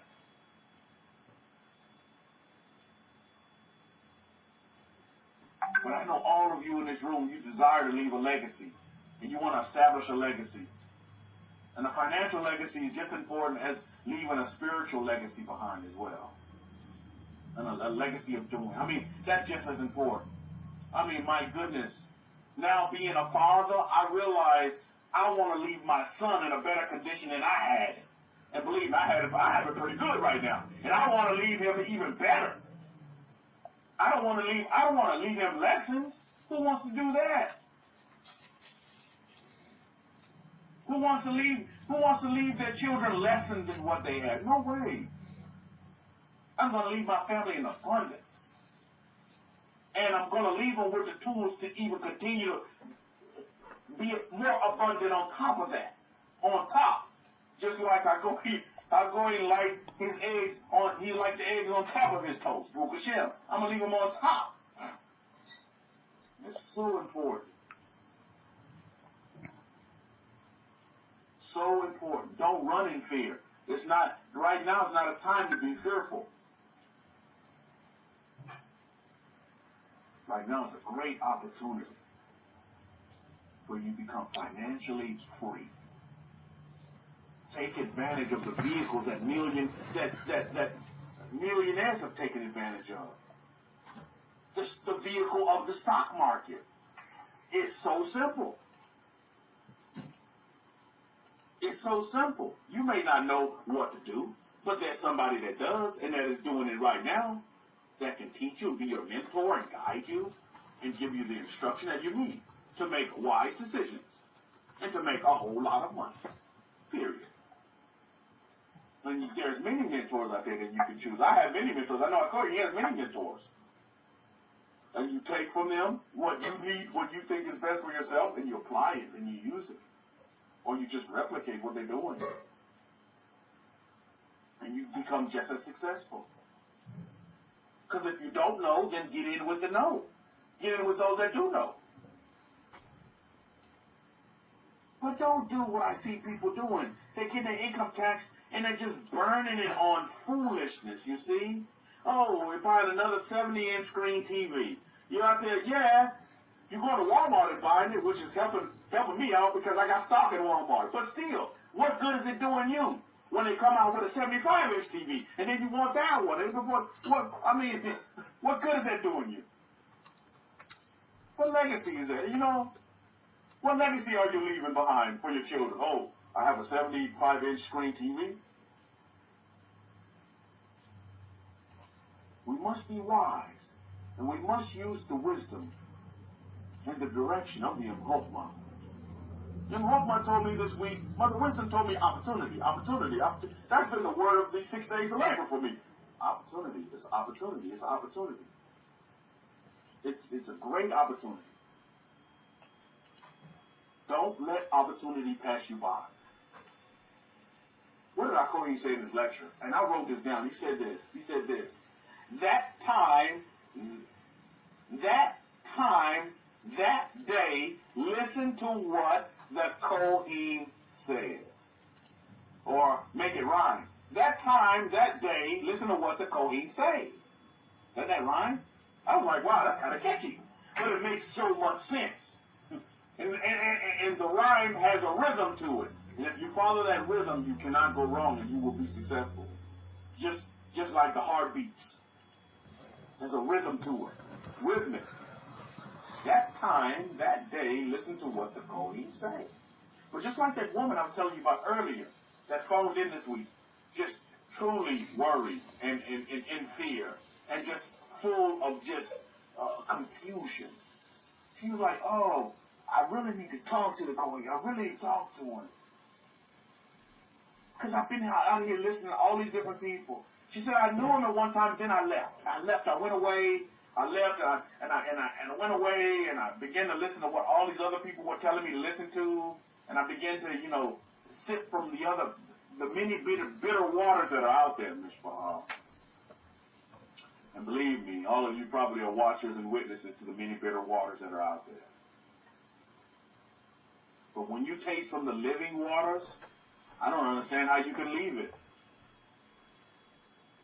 When you sit down and you taste from the living waters, you're not going to try to get up and leave. You're going to stay at the sit down. You're going to continue to listen.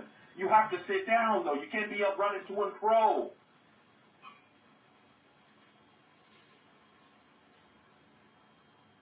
You have to sit down.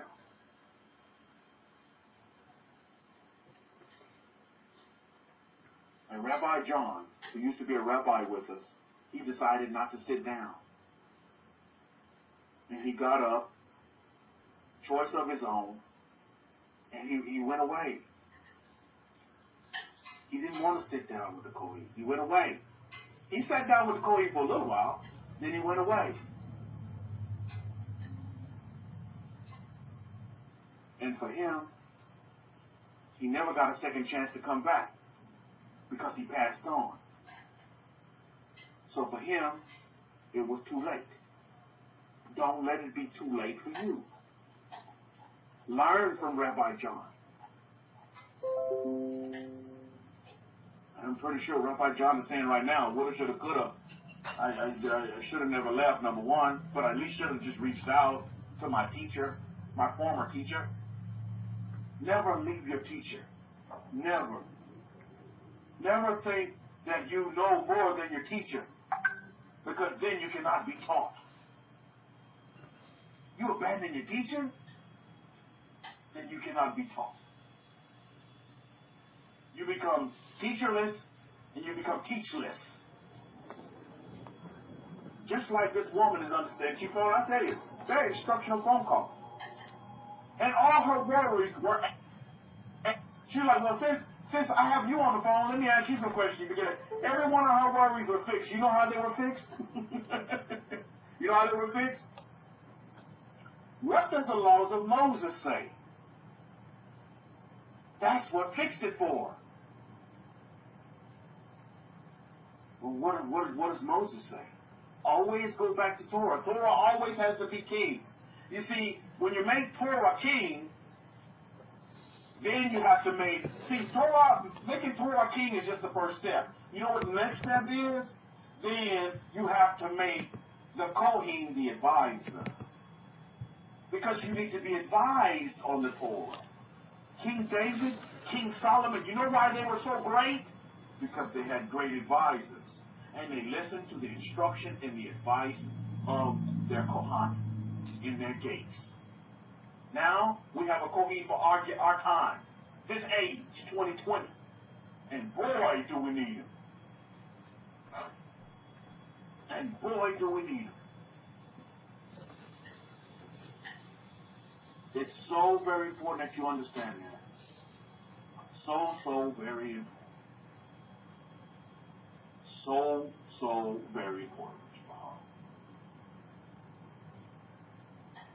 So very important. Let me do this real quick. JSL, you are totally misguided. They change nothing other than death. Are you kidding me? Death has nothing. Death doesn't stop King David or King Solomon. And I invoke their names this day. Because they live on. They live on through me. Baruch Hashem. I am from the tribe of Yahudah. They're not dead. They're still much alive. Baruch Hashem. Bodies may be gone. Spirits are still there. And they will rule and reign once again. I don't know what you're talking about, man. So you're being misguided. You're being misled. You're being hoodwinked and bamboozled. Death is not the end for the Hebrew. It's just the beginning. We lose the body. We don't lose the soul. My goodness. So I think it's very, very important for us to understand Mishpachah, to have understanding. Rabbi John, learn from your experience. I'm going to say they'll return again through many other lives. Thank you, Akohim, to Rabbi. Yet some people don't have that understanding, and I get that. So I have to mute them from muting themselves because, they speak what they don't understand. Sounds familiar? The Master Yeshua always said that. You speak what you don't understand. And you understand what you don't speak. I'm paraphrasing. So it's very, very important that we understand this. I want you all to understand this, family, as I understand. Continue to understand. That time, that day, listen to what the Kohen say. That's so very important. Don't forsake the Kohen in your gate. Don't leave them. This woman that phoned into us this week, she'll contact the Kohen. When she gets around to it, she'll do it. Because I can tell she was worried. She had a lot of worry, and she was just totally confused. And that's what happens when you leave the sit down with the Kohen and you don't listen to it. You know what it means to sit down, Mishpachah? Do you know what it means to sit down? That means to humble yourself and to take in instruction, take in direction, take in guidance, so that you can go out and apply exactly what you were taught at the sit down. The sit down is to clarify things. And when there's a controversy in your gate, you must go to the sons of Aaron. That's a must. The Kohanim, they're the only ones that can solve the controversy. Now this woman realized, yeah, they are the only ones, because she's been out there listening to everybody else, and she didn't get the controversy solved. All she got was more worry and more confusion. That's not fixing nothing at the end of the day. And you know what I've noted, Mishpachah, as I study human nature and I study the family, is that folks are worried about things that don't mean a hill of beans. All their energy is placed on things that don't mean anything. Has nothing to do with their rescue, their deliverance, their salvation, their now. It has nothing to do with anything. And yet, the forefront worries. They worry about things that mean nothing. And that's the sad part. So when you can get them out of the clouds, then they begin to see clear. Kobe Bryant, God rest his soul, and his daughter and those others that were on that helicopter ride. Do you know why that helicopter crashed, Mishpachah? It's because the pilot was flying in clouds. It was cloudy, and he couldn't see. He had no vision. That's why we must come out of the clouds, or we're going to crash and burn.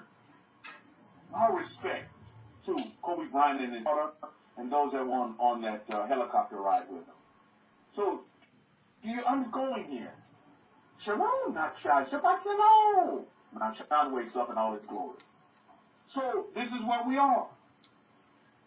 You don't want to crash and burn. Learn from this experience. Learn from it. Right, Nachan? Nachan says yes. With his smile. Nachan has a smile that's just like, it permeates your soul. So, this is very, very important to understand. Very, very important to understand this one. Is that get out of the clouds. You want to see clear? Then you must sit down with the Kohen, the sons of Aaron. Get instruction, get guidance, because you're going to get it. You'll get the guidance and instruction. But whether you follow through with it or not is on you. Now you look at our Parsha and you see that he, meaning the Master Yahweh, gave talents and abilities, you see. He gave talents and abilities to every person that wanted them. Now look at this. Every person that wanted them, you see. Oh, my goodness, here we go again. So you talents and abilities to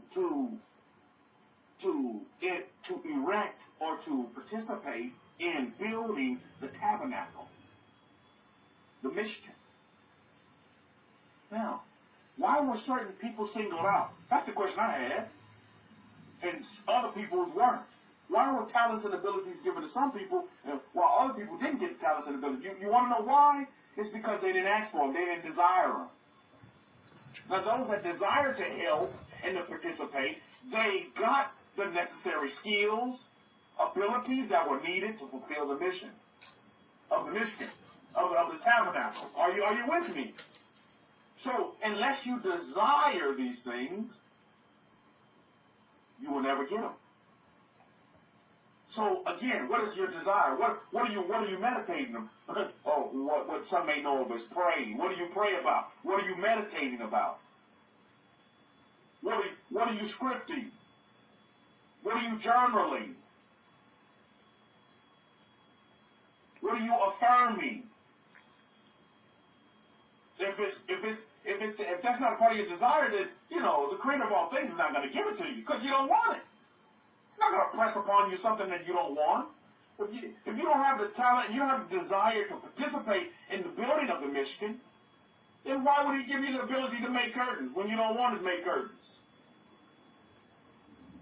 It all, at the end of the day, goes back to what you want. What do you desire for yourself? Then, when you begin to meditate on that, you begin to manifest those things that come into you, you see. It's so very important to understand this part. You get what you want, and what you don't want, you don't get. Period. At the end of the day. At the end of the day. You get what you want, and what you don't want, you don't get. This is why it's important, family, that you always ask yourself this question. What do I want? Not, oh, what does God want for me? No, that's the wrong way to go about it. Because then the Creator of all things, presence, power is saying, what do you want? Well, what does God want for me? No, what do you want?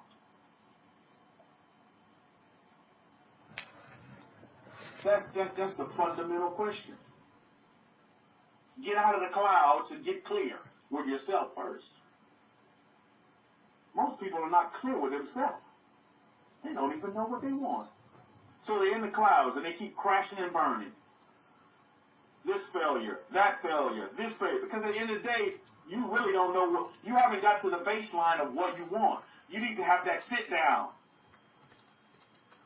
And if you need assistance with this, get with the Kohen and have a personal sit down, a one-to-one, via email or maybe even via phone call, however it needs to be.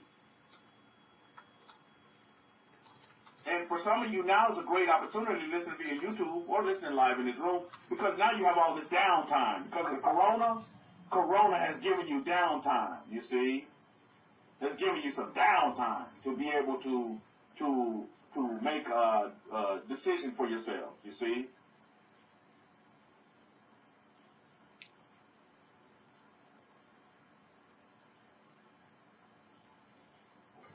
I think it's very, very important to understand this for her.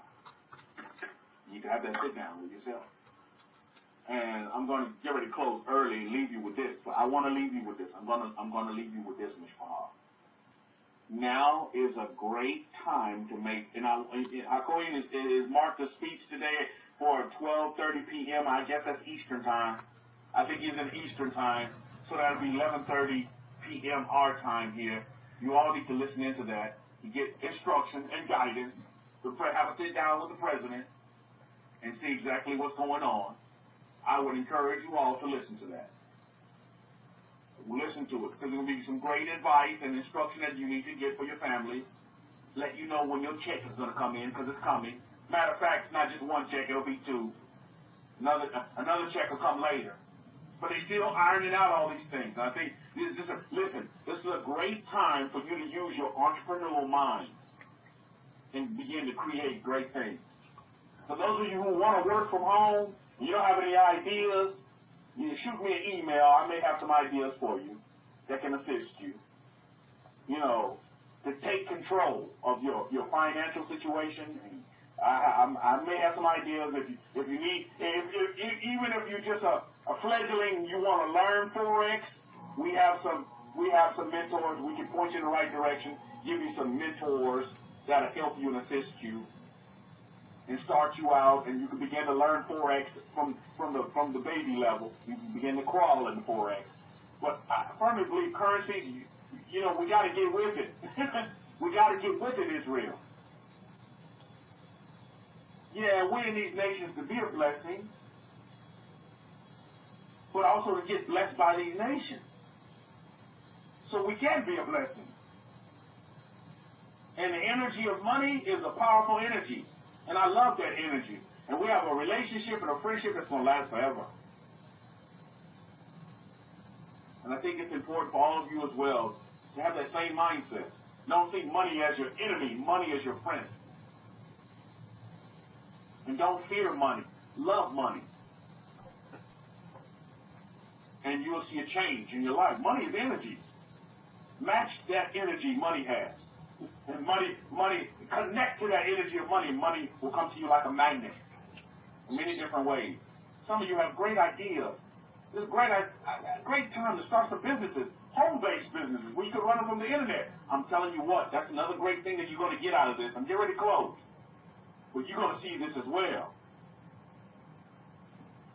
Is that when this all finishes, when we totally destroy this corona, a lot of businesses, even universities, even students, they're going to prefer to learn online. They're going to want to go pay $40,000 to go get all this. Everything is going to be from your home. You don't believe me? Look at exercise. Man, there's gyms closing all over the place.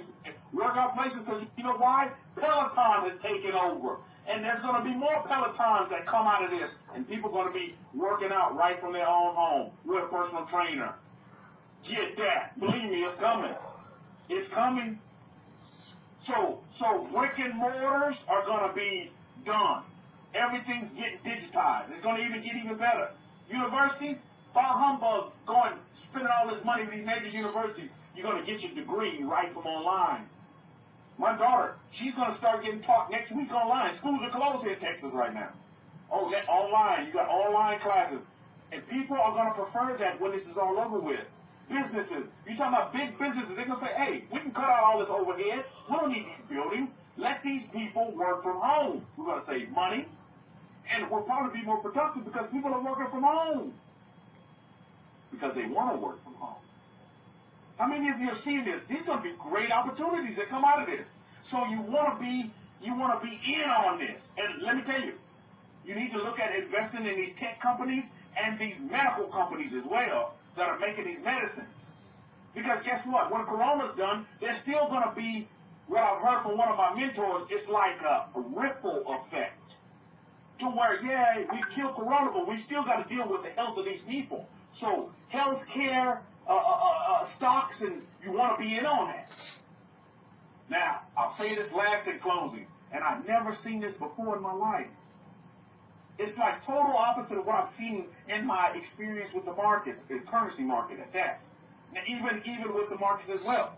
I've never seen, like with the flight to fear, I have never seen gold drop. Because normally, gold is a safe haven. But guess what? Gold wasn't even a safe haven in the markets. It wasn't. Gold dropped. How many of you are witnessing watching that? Gold. And I was like, wait a minute, this is kind of different. And then what I noticed as well is normally the Japanese currency pair is like the safe haven when the stuff hits the fan. Even the Japanese currency pair was dropping. I was like, wait a minute, what's going on here? And I mentioned this to Hakohi, and he was like, Kefa, it's because American dollar is the standard. When the stuff hits the fan, everybody, all the currencies were flocking to the American dollar. It's because we're the strongest. So what is that telling you? I'm telling you, if you're interested in the currency markets, is that you want to be buying the dollar. Because the dollar is what's strong. I'm talking about UK, France, everybody was trying to get a hold to the almighty dollar. I'm telling you. Lovely class says the dollar is the holla. Really, it is. And I had never seen that before. My goodness. So again, these are great times, great opportunities. But again, it requires you to have that sit down. Don't leave the Kohen, I'm telling you. All these opportunities come because you don't leave the Kohen. If you're out there wandering in the wilderness and confusion and in the clouds, then you're missing. I'm not going to miss it. This is a golden opportunity that I'm telling you will only come one time in our lifetime. I guarantee you that. One time in our lifetime. Don't miss it. So I'm going to turn it back over to Hakohen. Hakohen, real quick, if you want to mention about the plates, the newer plates that come out, I'll give you the mic, kind of explain it to the Mishpachah about the plates. And then I'm going to turn it over to Hakohen. Any questions, shoot the questions. But remember, we got about 30 minutes before the president talks, and I think all of you need to be watching that. Anytime the president talks, you need to be watching. That's important. Regardless of your political affiliation, he's the president. And we pray for our president. We take instruction and guidance from our president. That's important. Shabbat shalom, and I say shalom shalom to all of you. I'm going to turn it back over to Hakohen. Over to you, Hakohen. Todah for that, Rabbi Kefa. So I would like to say that the plates, the plates that we have that are coming out and that we are currently modeling, there is a particular prayer. There's a particular amulet. I should call it an amulet because it has some images in it. And that is excellent amulet. And it is by Ha'ari. Ha'ari is a 16th century rabbi, was a great rabbi. And this amulet is basically based on the Torah, in which you place certain characters in a certain way. And what it does, it protects your home from plagues and from diseases and from all other things. Because it takes verses straight out of the Torah in the book of Exodus.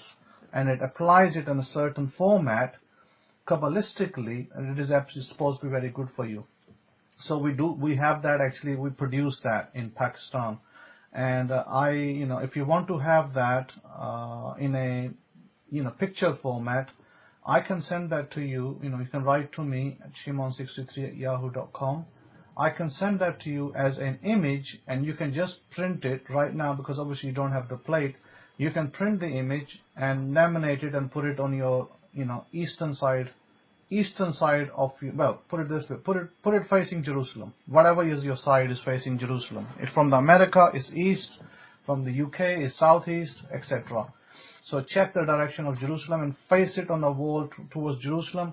That will protect your houses from all sorts of plagues and things. As Rabbi Kefa already said, if you have the 10 Commandments, you're already protected. You already have the protection. Because that is the de facto standard that we go by. Now, we do have the Birkat HaBayt, the blessing of the home, that's printed. We have the Panasa prayer, if you're wanting to, better yourself in a job and things like that. We have the Panasa prayer printed in Hebrew as well. So there are a number of plates that we are working on, and I've got the samples today for those plates, and they look beautiful. We have one single plate for the 10 Commandments. Beautiful plate. I really like it. And on stainless steel engraving. It looks beautiful. So those of you who wish to get the 10 Commandments, the Panasa prayer, which is the prayer for well-being, for your work resources, like, what you get paid. You want to better your job and things like that. So there is the Panasa prayer. There is a blessing of the home prayer. There is 10 Commandments. There is the Psalm 23. There is also the other one that we have is the 72 names, absolutely critical key to your home. 72 names, 42 names. That makes about 7-8 different types of plates. And I recommend that you have at least one of each for your home, at least one to put up in your home. And maybe you want to give some as a gift to your family, to your sons and daughters, to your family, relatives. That is the way you make Torah known. I had this plate, on my wall at my house back in the East, and people were coming and asking, what does that plate mean? And can I have one? When they found out what that plate was, they're like, can we have one as well? And I was like, I was reluctant to give it to the people, but I did give one away to one particular family, and I said, anybody else that comes, let them pay for it. Let them pay for it and pay for the cost of the plate, because I'm not going to dish it out free. Because, free is done. We're done with free now, so we got to pay, everybody's got to pay for it. Because we have to pay to make it, they have to pay to receive it. So this is the problem is that, free is not respected, and free people just, they think everything is free, and life is not free. You have to pay for everything in life. So with that, if you want to, wish to acquire it, get in touch with Rabbi Kefa. He can let you know, how to order it, and whatever number you need, we can order it for you.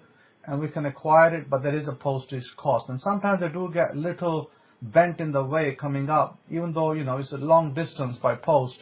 By post, because it's a bigger distances, they do sometimes bend, but they can easily be fixed. If they get a little bent out of shape, you can easily fix them because they're very light stainless steel plates.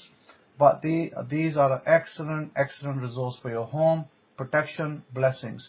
Now, I want to point out that one of the great, affirmations you should be using at this time for yourselves, for your protection, should be an affirmation that you should put on your list for every day is, I have a great immune system. That should be topmost, on your list, that I have a great immune system. And you should be reading that affirmation daily, because you do need a great immune system, and you will have a great immune system if you follow through, and you will be protected with the other things that are going around you. So I highly recommend it. Now, I would recommend that if you go out, you come back in, if you don't have a sanitizer, if you don't have the, antibacterial soap, try and get carbolic acid soap or an antibacterial soap that you can use in the house. When you come back, wash your hands thoroughly. Make sure you don't shake hands with people, especially, when you're out there. Try not to. And if you do, then come back and wash your hands. And, don't come and start hugging and kissing and feeling with your wife and family in the home when you come from outside. First, make sure you take care of the necessary. Wash your hands first.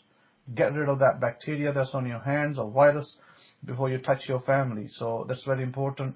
The other thing that you should be doing, because this virus, when it does get affected to people, it can sit in your sinuses, in about 6 different places where your sinuses are. On top of your nose, the bridge of your nose, above your bridge of the nose, below your nose, and also, the sinuses are in about 6 areas, inside your nostrils. So what you need to do, because if this virus lodges in the sinuses, it's very hard to come out. So one of the things you can do is take steam. Take some water, and you can add a little Vicks to it if you have. And if you don't have Vicks, just take the steam. The steam, the boiling water steam, will kill this virus dead in its tracks in your sinuses. The other thing that you can do is highly advisable is to use steam. The other thing, those of you who are, the little DIY typers, you can take directly this is a little crude, you can take a hair dryer and you can point it up your nose, and you can use that too. That too can be used, but little drastic, but I would suggest that the little easier is to take some water in a bowl, hot water, cover your head with a towel or a cloth, and take the steam. If you suspect that you are amidst people that have the virus, possibly somebody's affected, and you may have acquired it accidentally because you're in the vicinity of those people, through a sneeze, or maybe, it landed on your hand or some other part of your body. But, if you're in a hot country, put your shoes outside for 5 minutes, 10 minutes, so the sun can bake on them, and the sun can kill this virus in no time. If you're in a cold country, then, other precautions apply. Sanitizer, these wipes that you can buy, antibacterial wipes, things like that will be really helpful. But, no need to panic. We're going to get through this, and we're going to come out victors. Baruch Hashem, Yahweh. Yahweh is our protector and our healer. We have nothing to worry about, no need to panic. Stay focused, and make sure that your family, your children, everybody is safe. And just avoid, too much of this hype. As I said before, don't look at the media. Avoid the news like the plague, because a lot of the news is simply fear-mongering. Now, when the president puts out a broadcast, that's a different matter. Listen to him. Listen to the advice he gives, because he will be giving advice, and he'll be telling you what he's doing in the country, because he's trying to save lives of Americans generally. He's not here to, he's not looking for the next vote. He's looking how many lives he can save, and I can tell you that this president's coming back to power again. But having said that, this is the only man that's right for the job. So, follow through. As we already said, hydroxychloroquine, that is readily available in America. From the UK, I don't think it's called hydroxychloroquine. In the UK, I purchased it last time. It was called chloroquine tablets. They're readily available from your chemist over there, and you should have no problem finding them. But again, like Rabbi Kefa said, there will be a run on these, and everybody will be rushing out there to buy some. So the other one you can use is the one I spoke about earlier, that Artemisia. You know Artemisia, Artisimia. Type that in eBay, and it will come up. It will be a small yellow bottle, and it will have liquid form chloroquine in it, very high concentrated, even more concentrated than the one you get at the pharma, at your CVS and stuff. So if you can, I would get that one. That's my preferred choice for keeping in the house. So with that, I thank you for listening. Have a great Shabbat, and look after yourselves, look after your family. Until next time, Shabbat Shalom and Shalom Shalom.